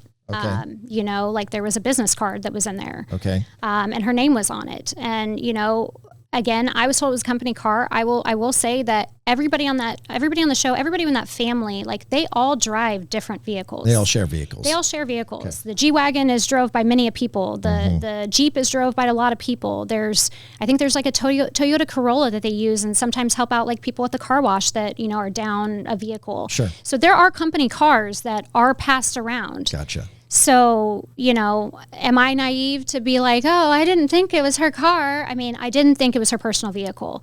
Did I think, yes, maybe she drove it? I mean, probably, and she did, but I wasn't under the impression that was her personal car. So where I'm ultimately going with this is that when was there ever a, pardon my French, oh shit moment? This is not only a vehicle that I've wrecked, but couldn't be any worse that it's a vehicle that is assigned to Galyna. Well, of course, as soon as that happened, I mean, my heart was in my stomach. Yeah. And again, I mean, yeah, I mean, the car was wrecked, but it was an accident. No, I understand. I'm not trying to shame you at all. I want to get your raw emotion of what you thought or what you felt or what conversation you had with Steve upon that happening as it pertains to Galyna. Of course. And I mean, and that's the thing is that as soon as it happened, I was like, oh my God, this is terrible. How could this happen? I was in complete shock, to be honest. And so, of course, I immediately contacted Steve and I let him know what happened. And he was like, we'll figure it out. We'll figure it out. Just, he knew I was extremely upset. I think he didn't want to put any more pressure on me. Mm-hmm. And he was like, we'll figure it out. Yeah. I don't want you stressing on it. Just, we'll get it worked out. Which I appreciated because imagine, number one, suffering a concussion, and then number two, freaking out over the situation of the vehicle. Sure. The thing that I said to her, and again, in fairness and support of you, was that I felt like that you, from the last few messages you and I had exchanged privately, after the Steven interview, after the Galyna interview, I had said, that to her that I felt like that you had felt remorse about that. Yeah. And I 100% believe that. I do. However, did you ever feel inclined to approach her, own it, go to her and say, hey, look, I'm going to own this. I screwed up, or it was an accident. You didn't screw up. It was an accident. It was the other guy's fault. So I apologize for saying it like that. But there was an accident. Yes, this happened. I just want you to know I'm remorseful and I'm sorry. But Steve had kind of told you, hey, don't worry about it. I'm going to pretty much handle this. Correct. Do you regret maybe not having approached it differently? Tough question. I know. I'm sorry. It is kind of a tough question. There was a comment that was made by Galyna via text message. And after the accident, and there was absolutely no way that I was going to approach her after that comment was made. Can you shine any light on that text message? I just want to say, I was threatened. And you mentioned being threatened earlier in this podcast. Mm-hmm, yeah. So I was threatened, and I was more concerned about my safety, my kids' safety, than we can connect the dots. Coming to her and being like, I'm so sorry. Mm-hmm. I mean, I'll look right in the camera right now. Galyna, I'm sorry. And I actually said that to her during the ambush with her and Tessa. Mm-hmm. Tessa demanded that I apologize. And I said that Galyna owed me an apology as well for her comment. But I apologized to her, and I told her, I'm sorry that happened. Did that make it on the episode, the actual apology? But you did. So what you're saying is the production team left that out. They did leave that out. Wow. Okay. Yeah. Good to know. But I did apologize to her, and I am very remorseful, and I'm sorry that took place. But at this time, like, that's all moved past us, and sure. I'm just kind of like, we have to just leave that in the past now. I've said my piece, and I've apologized. There's not anything else I can do. We'll move on. Yeah. Fair enough. I will ask this though. I challenged Galyna pretty hard about you. And whether she felt like you were deserving of all the hate that you were getting on social media. You've watched that episode. And if you're watching this for the first time, you really need to go back and see that. I thought that she answered the question fairly. I don't know her well enough to know whether she was being honest or not. I would like you to shine some light on that. But, well, she said all the right things. Let's just say that. Okay. She said, I mean, would you agree? And the right things being, I don't think I want that hate for her. I think she probably is a great mom. She probably is a great person. I think she was also misled by Steve. But at the time I was wrapped up in the anger, in the initial, I feel like everything she said made sense based on what we as, outsiders are viewing this. When you heard her say all of that, how did you feel? I'm a reader of energies. I'm a reader of people's vibe. Okay. I think from my childhood, when you have to constantly monitor your environment, you learn how to read people really well. Okay. I appreciated her kind words. I think it was nice of her to, acknowledge that I am a good mom and acknowledge that I am a good person. And that she didn't want the hate for you. And she didn't want the hate for me. Do you think it was genuine? I hope so. You don't know. But I don't know. I mean, it kind of seemed maybe a little forced. But at the end of the day, she did say it. And I mean, even if it was hard for her to say it, I'm sure she's still struggling with some of the emotions and the things that transpired and things that happened. And that's fair, right? That's fair. Because based on what we're hearing from her, she was also misled by Steve. Yeah. Do you believe that? Because this is where I tangle with this whole thing. He's saying on the show, I've been 100% honest with everybody. I don't want to be tied down to one person. I want to have a good time. I don't know that he ever says in the show, you can correct me if I'm wrong, because I really don't know for certainty, that he wants to date multiple people.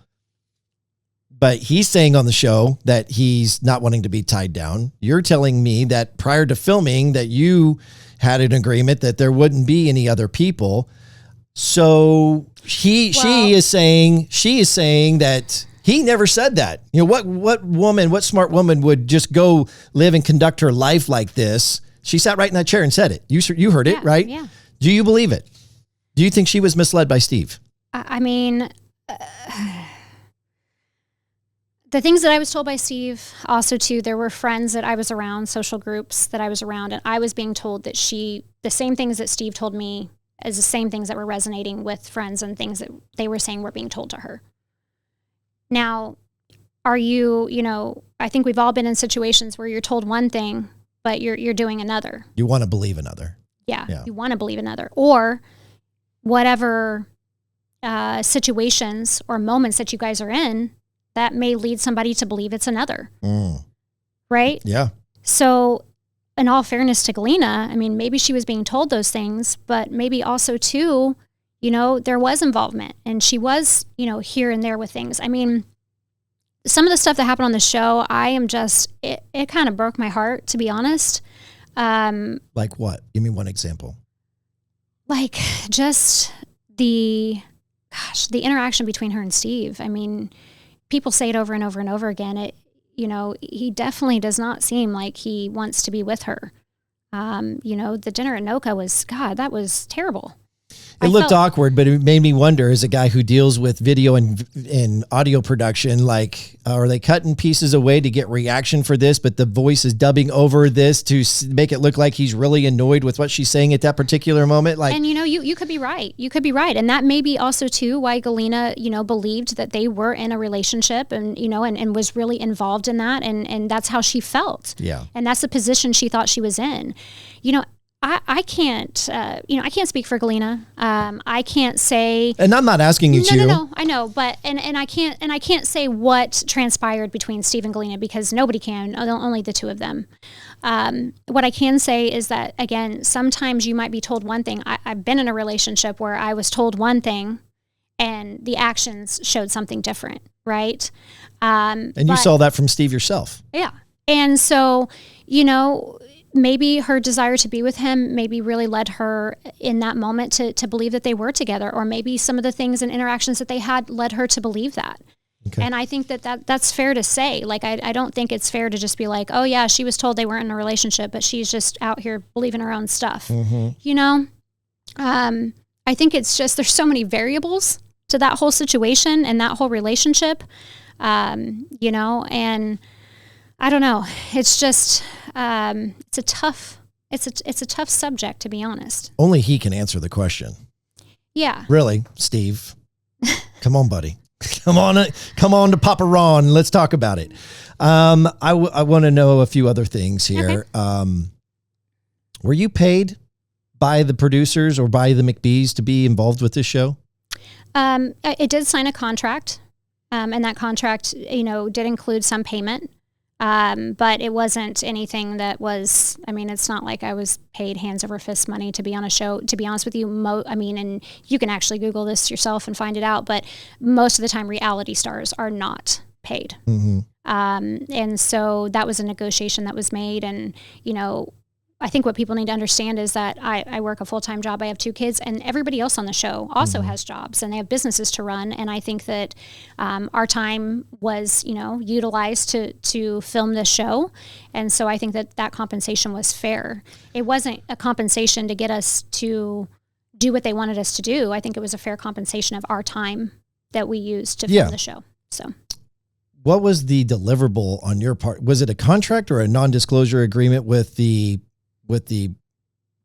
payment of your time?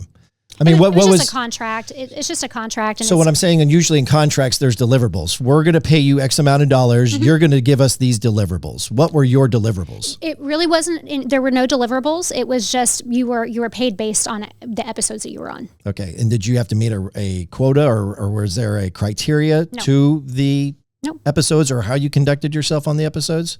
No criteria set forth. So you're going to be on the show, Brooke, and here's a few $1,000s for being on. Yeah. Okay. Or X amount of dollars, whatever amount you want to say. Okay. Fair enough. So there's regular promotion still going on with this show. There's meet and greets going on. There was recently a meet and greet in Nashville at the new McBee car wash with not all the cast members, but many of the cast members, many of the family. Have you ever been invited to be a part of any of that? No. Would you like to be invited to be a part of that? I don't think anybody wants me there, or they would invite me. I didn't ask that.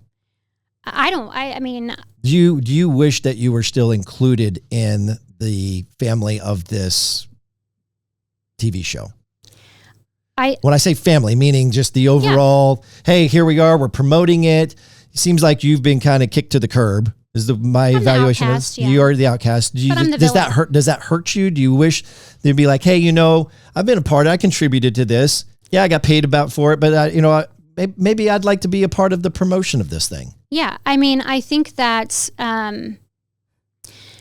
this was led for me to be a positive thing. It was led for me to be promoted as myself and my brand, right? Yeah. And so, I was hoping that the aftermath would, I would be able to do that. Obviously, I think that with the way I was perceived on the show, I'm bad publicity. I don't think that they want that there, and that's fine. That's their decision. Mm-hmm. So there's no bad feelings.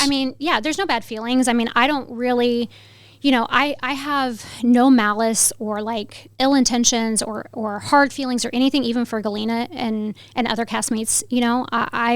I'm happy for everyone. I wish that some of this negativity wouldn't be so harsh on everybody. No doubt. I don't think anybody on this show deserves to be, tore down the way that they have been. But I don't think that me and Galyna in the same environment is healthy. I don't think it's healthy. I don't think it's warranted. What's your relationship with the rest of the cast members? So like Steven and Jesse, I've hung out with them a few times. Really? Been around them after filming? No, during, like before filming and then during. Okay. So I actually went on a trip with Steve and Jesse to Fort Worth, where we met Steven and his girlfriend Kala. Mm-hmm. And so, I've hung out with them there. There's been a couple times, even like way before filming, when Steve and I were just dating back in 2022, where, I met the guys, they were eating dinner, things like that, go play pool together. But there's no relationship with them now? No relationship with anybody now. No conversation. So the only one that you kind of converse with is Steve, and that's limited to none. I will say, so crazy enough, I haven't even met Casey. I've never met her. Okay. Didn't get the opportunity to, or even to film with her, obviously. I think she's a really sweet person.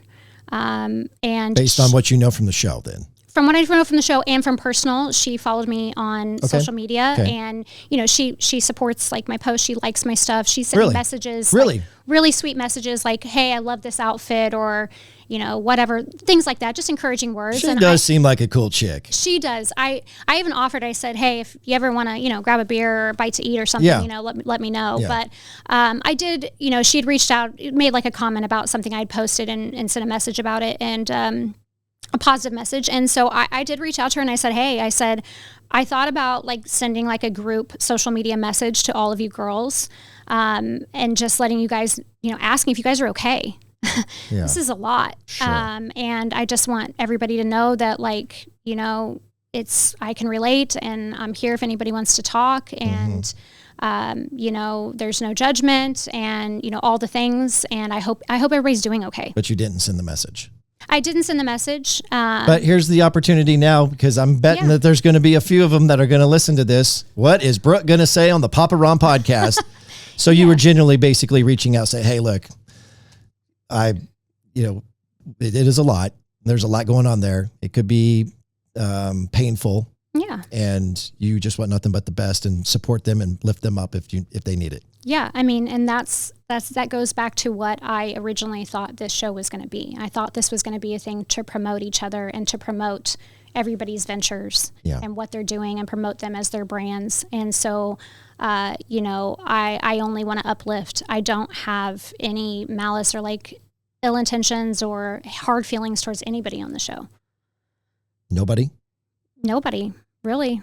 Nobody. Okay. So I recently came across a podcast that Steven and Kala, am I saying her name right? Is it Kala? I always feel like I'm saying it wrong.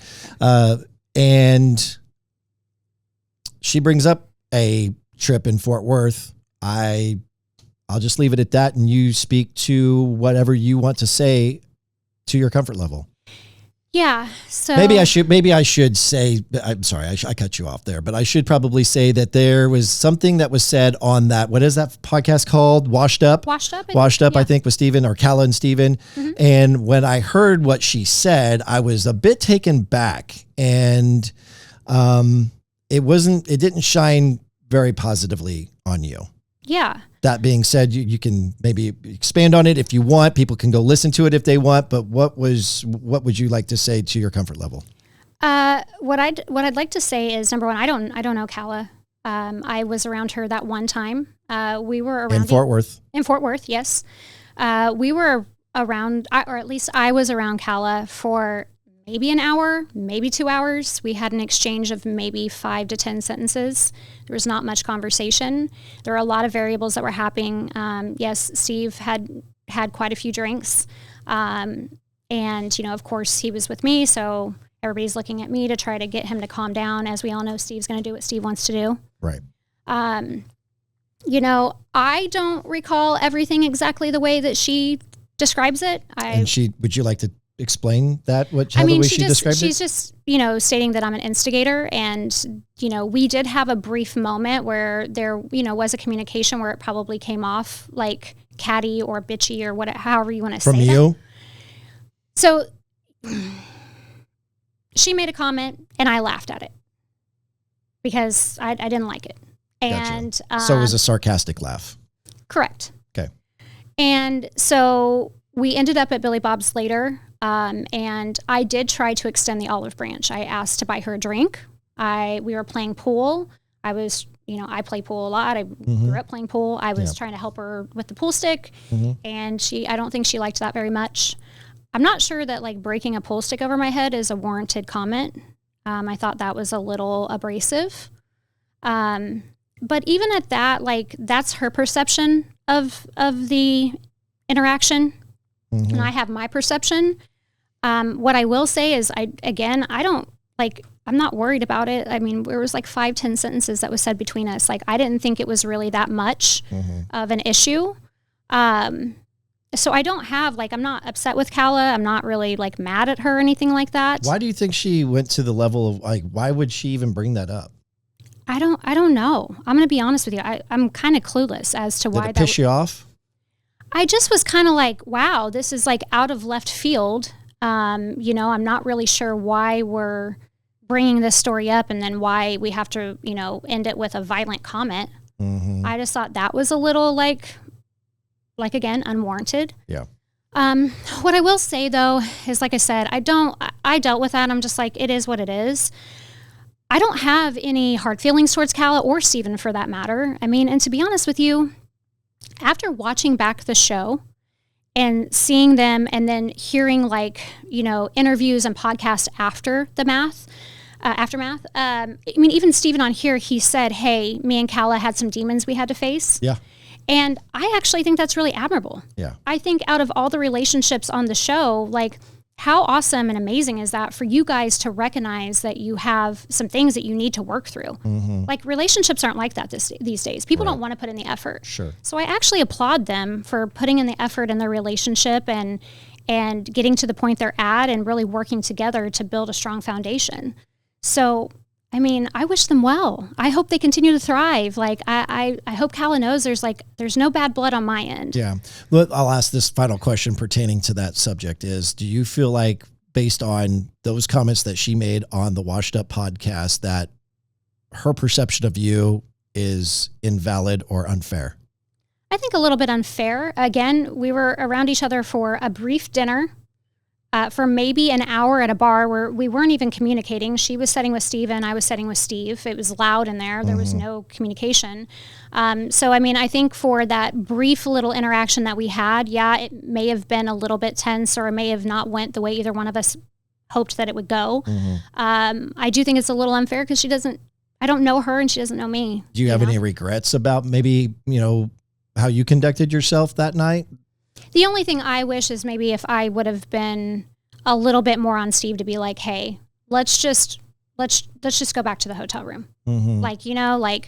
We've drank, we've had fun. Let's go back. Let's call it a night. Yeah, let's call it a night. I really wish that would have just happened. But you can lead the horse to water, but you can't make him drink, right? So that's what they say. That's what my grandpa always said that. And so, and I gotta and Steve is his own person. He has to make his own decisions. I mean, and he wasn't the rest of the night, he was fine. It's actually crazy that night. So after the whole Steve and Kala thing, they left and it was Steve, Jesse and I, and we were playing pool and there was this younger kid in his early 20s and he kept coming to the table and just being very obnoxious and annoying. And I was getting pretty fed up. And sometimes I can get to a point where if I'm done, I don't want you to do this anymore. Like I'm going to be a little bit more assertive. So I was rude to him and I asked him to leave and get away from us. And Steve like took off. I don't know where he went. I don't know if he went to the bar. We kind of missed him somewhere. And so Jesse and I were like, okay, let's go. I'm like, let's go find your dad. Let's get out of here. And we're walking and this kid comes up to me and starts wrestling me. What? Yes. Like literally tried to wrestle. Like attacked you? Yes. Like you don't just start wrestling. You're either attacked or you agree that we're going to wrestle. No, he literally walked up and tried to like, I guess hip toss me or something. And I ended up putting the same dude. It's the same kid. Okay. Yeah. And so what did you do to him? I put him on his ass. Okay. My son was a wrestler. And I've, I'm pretty athletic myself and I've known a lot of people that, and so I know a few things. And so I just, used a weight transfer and that was that. And we grabbed Steve and we left. So. And there was no police involved, security involved, no commotion after that? It literally happened so fast. I mean, it was within seconds. And I mean, afterwards on the car ride home with Jesse's like, one minute I was like, okay, I got to do something. The next minute, Brooke just throws him on the ground. It was so funny to see Jesse's reaction to that. And everybody was like, what? This really happened? Like, Steven was in the car with us this time. He had flown down there. And so on the way back, he was in the car with us. And everybody's like, what? Like, really? And Jesse's like, yeah. And he was my only witness. And security had, I think, started to walk towards. And then, like, once I put the guy down, I told him, stay down. Just stay down. Yeah. And then I was like, let's get out of here. And we just walked out. You were already on your way out the door, so they didn't need to get involved. Yeah. So there was no reason for that. So there was some big drama that night. But, yeah. Okay. Well, we're going to get close to wrapping this thing up, and then I want to give you the opportunity at the end to maybe just, summarize your feelings on all of this. But I got to get to the end of the series. And again, if you're not through watching all of this, I'm going to try really hard to word this in a way that it's not going to ruin it for you, but it possibly will. I apologize in advance. Steve asks you to redecorate the Nashville house. Yes. Okay.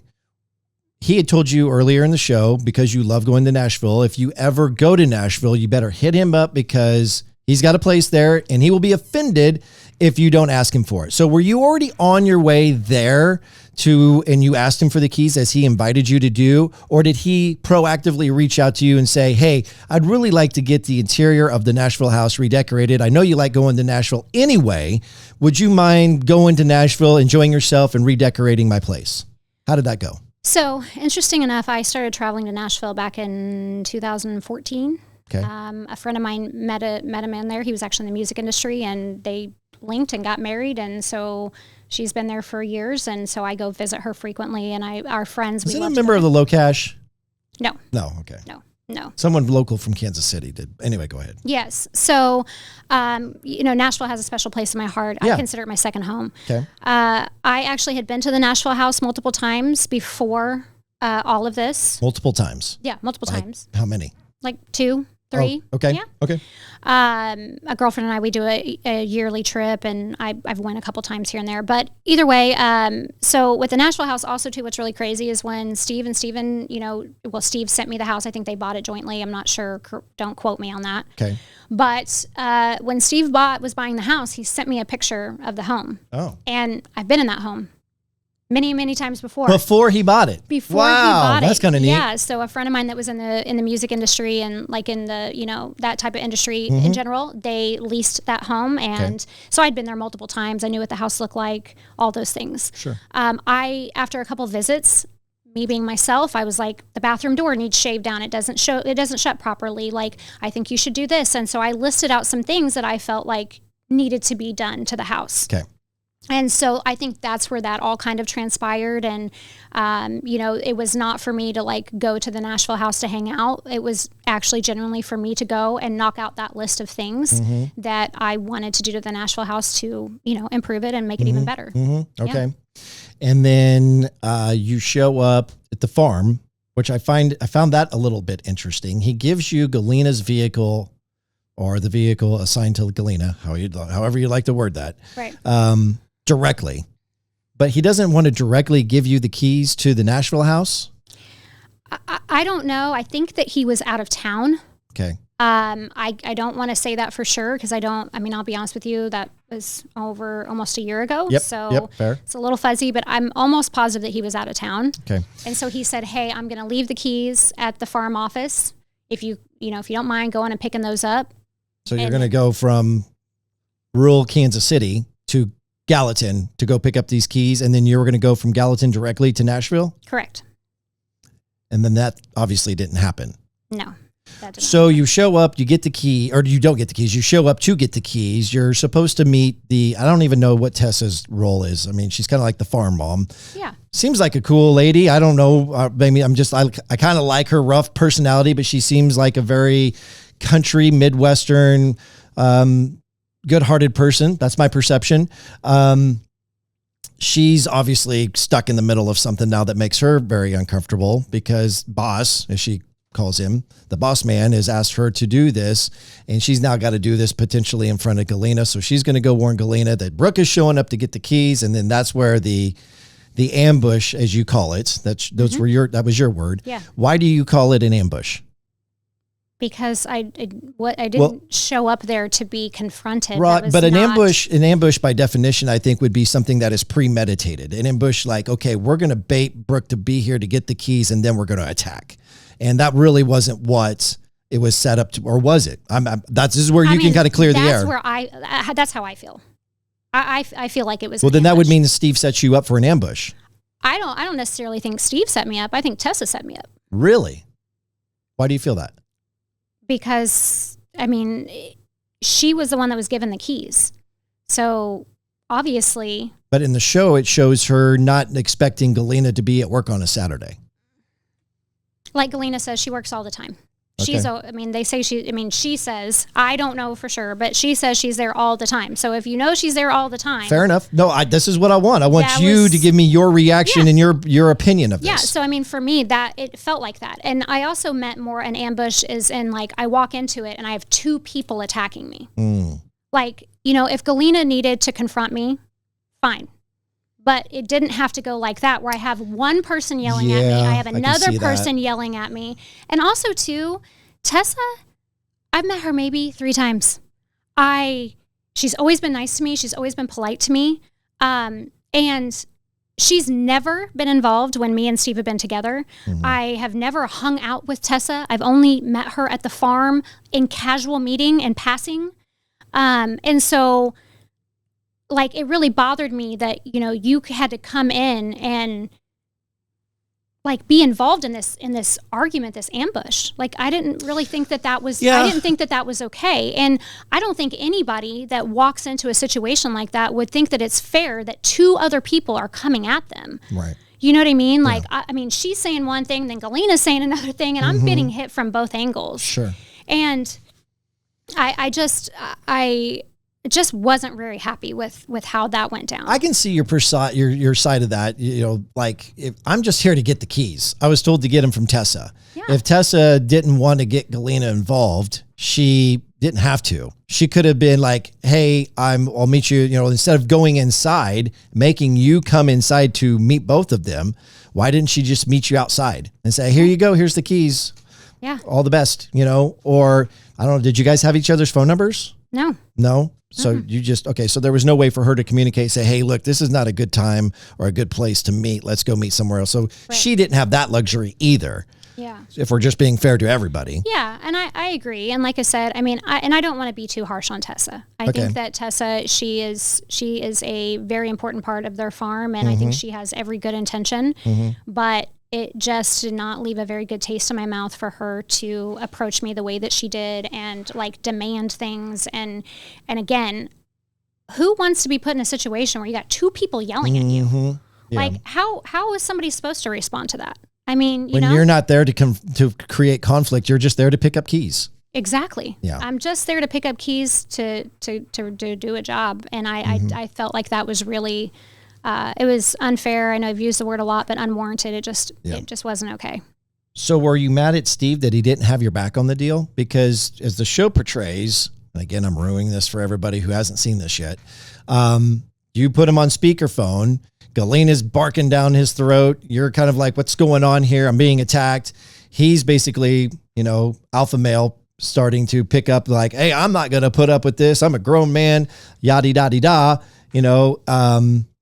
and I can't remember if he said, don't take the keys or forget the keys or whatever. I don't know how that all transpired, but what ultimately happened was you didn't get the keys. You drove up there for nothing.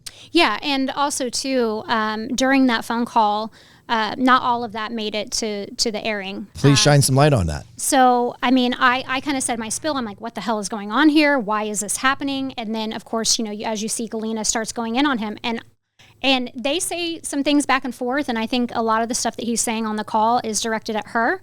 I don't really think it was directed at me. I don't feel like it was. I think that he didn't want to be involved in the drama, obviously. But I told her after she just starts going in on him, I tell her, obviously it's not, you don't see it on the show, but I told her, I'm like, you can use your cell phone to call and tell him off. And I disconnect the call. I cut the call off. Like, you're not going to sit here and argue with Steve on my cell phone that I pay for. Okay. Like, no offense, but we're just not. If you have a grievance with him, you can have that. I called him to be like, what is going on here? Why is this happening? And at that point, that's when I say, y'all can keep the keys, because that's what you said. That's right. Because again, I don't want to be in this messy. Yeah, but would you have still taken the keys? I get that, and I respect that. But would you have still taken the keys if he would have been like, hey, I told her to come get the keys. Why are you guys all getting involved with this? Just give her the damn keys and let her go. Yeah, I mean, yeah. But he didn't do that. No. So that's a little, I would think, I'm speaking for you. You tell me if I'm wrong. Isn't that a little bit disappointing? Yeah, I mean, I was a little bit like, why didn't he just say, hey, give her the keys and let her get out of there? Or were you set up? I don't know, Ronnie. I try to look at the positive of people, and I really hope that a lot of I hope so too. I really hope a lot of things that happen were not trickery and setups. I really hope that wasn't the case.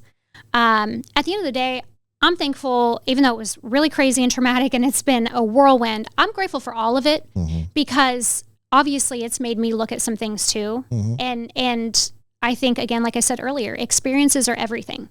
And, this definitely taught me some lessons that maybe I needed to learn. Okay. Well, I can't leave that hang. What lesson particularly?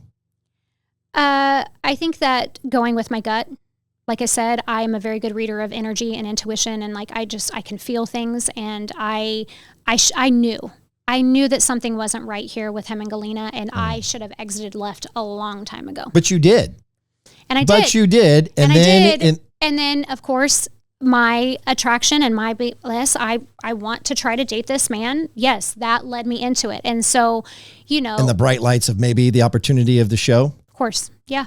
I mean, for just being fair, I'm not saying it was a bad decision. No, I agree. I mean, also too, the encouragement and like, hey, this is going to help promote us, and let's all make this a good thing for everybody, and let's all make this a positive situation. Yeah, of course. Who's not gonna take that? And so, a mix of those things got me into something that I shouldn't even have been in. Wow. Okay. We're going to get close to wrapping this up. If they come out with a season 2, and you get called to come back for whatever reason, will you entertain it? That's a tough one. I really don't see how they would call me back. I don't really see how I can fit into the future of this. I don't know where I would really fit into that puzzle. That doesn't really answer my question. I mean, after everything that's happened, I would probably say that it would be tough for me to say yes. There would definitely have to be some clear lines and boundaries for me to really put myself back in that position. And that maybe negotiate some more money in the contract. Would that be part of it? Would you consider it then? I mean, money is not really it's not really like anything that's going to entice me in. Okay. Money's money. You lose money, you make money. It is what it is. And again, it's not like it's like hands over fist of money that I'm going to be making. Yeah. For me, it's more important that like my emotional state and my position on the show. Credibility, character. That's what's more important to me than any dollar amount. Okay. So. please know that I wasn't insinuating that you're a money No. grabber, but there are people who think that you are. Oh, And so plenty. I have to ask the question in a creative way to see how you're going to answer it. That will answer the question for them. I get it. Yeah, no, I mean, definitely my character, my integrity, like who I am as a person, that's more important to me than any dollar sign. And so again, there would have to be some very clear lines and boundaries set for me to want to jump back on season 2. If it even was a possibility. Yeah, even if it's a Yeah, possibility. no, I understand. Okay, so where are you? If Steve is come and gone a few times, will you take the call again and meet him and date him again if he does ever try to reach back out to you? Again, there would have to be some very, very serious boundaries. That would Even have to be after set. all that has happened, you would still entertain dating him? I would say that there would have to be an in-depth conversation. Like we would have to talk about things and I would need some answers. I think that sometimes people are put in situations and they don't make the best decisions like we've talked about, or they look at things from a different perspective than you do. Everybody, we all know that everybody's perspective is different of this show and of the situations and just of life in general.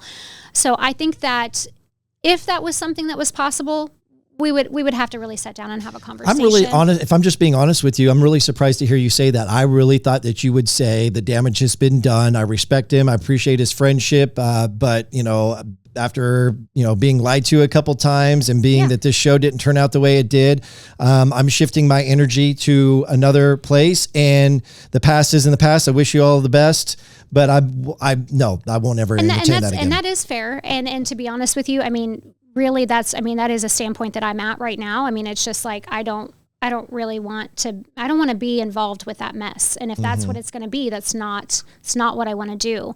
I mean, at this time right now, I'm really just trying to focus on my personal life and also too on my creative ventures and the things that I'm trying to do. So I don't even know if I have time to even entertain that, to be honest. So you're not dating anybody now? I have been.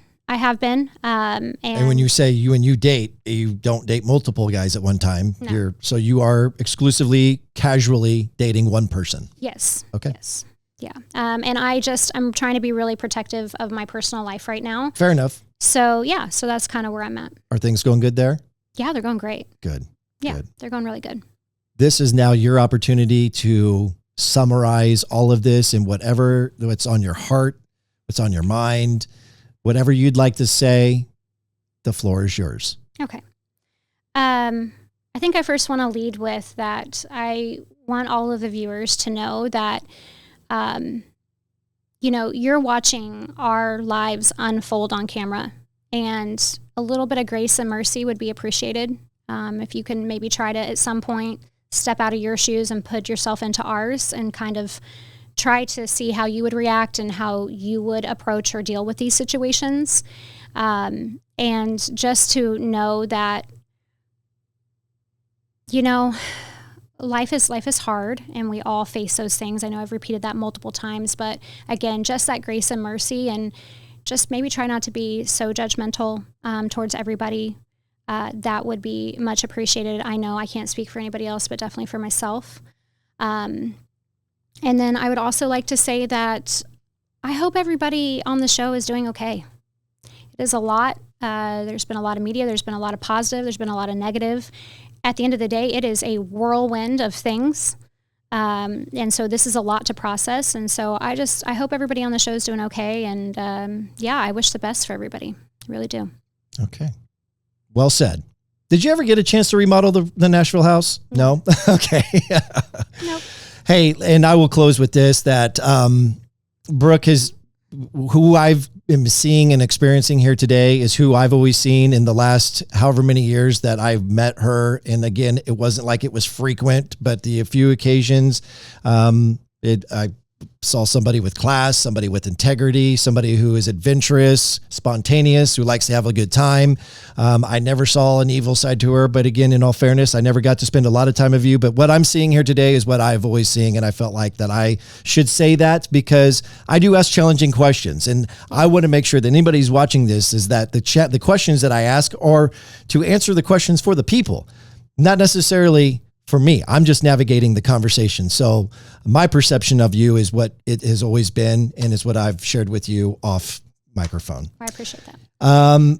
And I would ask you, if you're watching, to get involved with Brooke. If you're somebody who's on the charitable side and somebody who likes to be involved with charity work or 501c3s, it's something that is very, very important to her, something she's passionate about. We're going to have some information about that in the description of this podcast. So go please check that out. And if it's something that you feel like that you could collaborate with her on, or maybe help her elevate with the approach of this task, then please reach out to her. Her Instagram handles will be mentioned in the description of this podcast.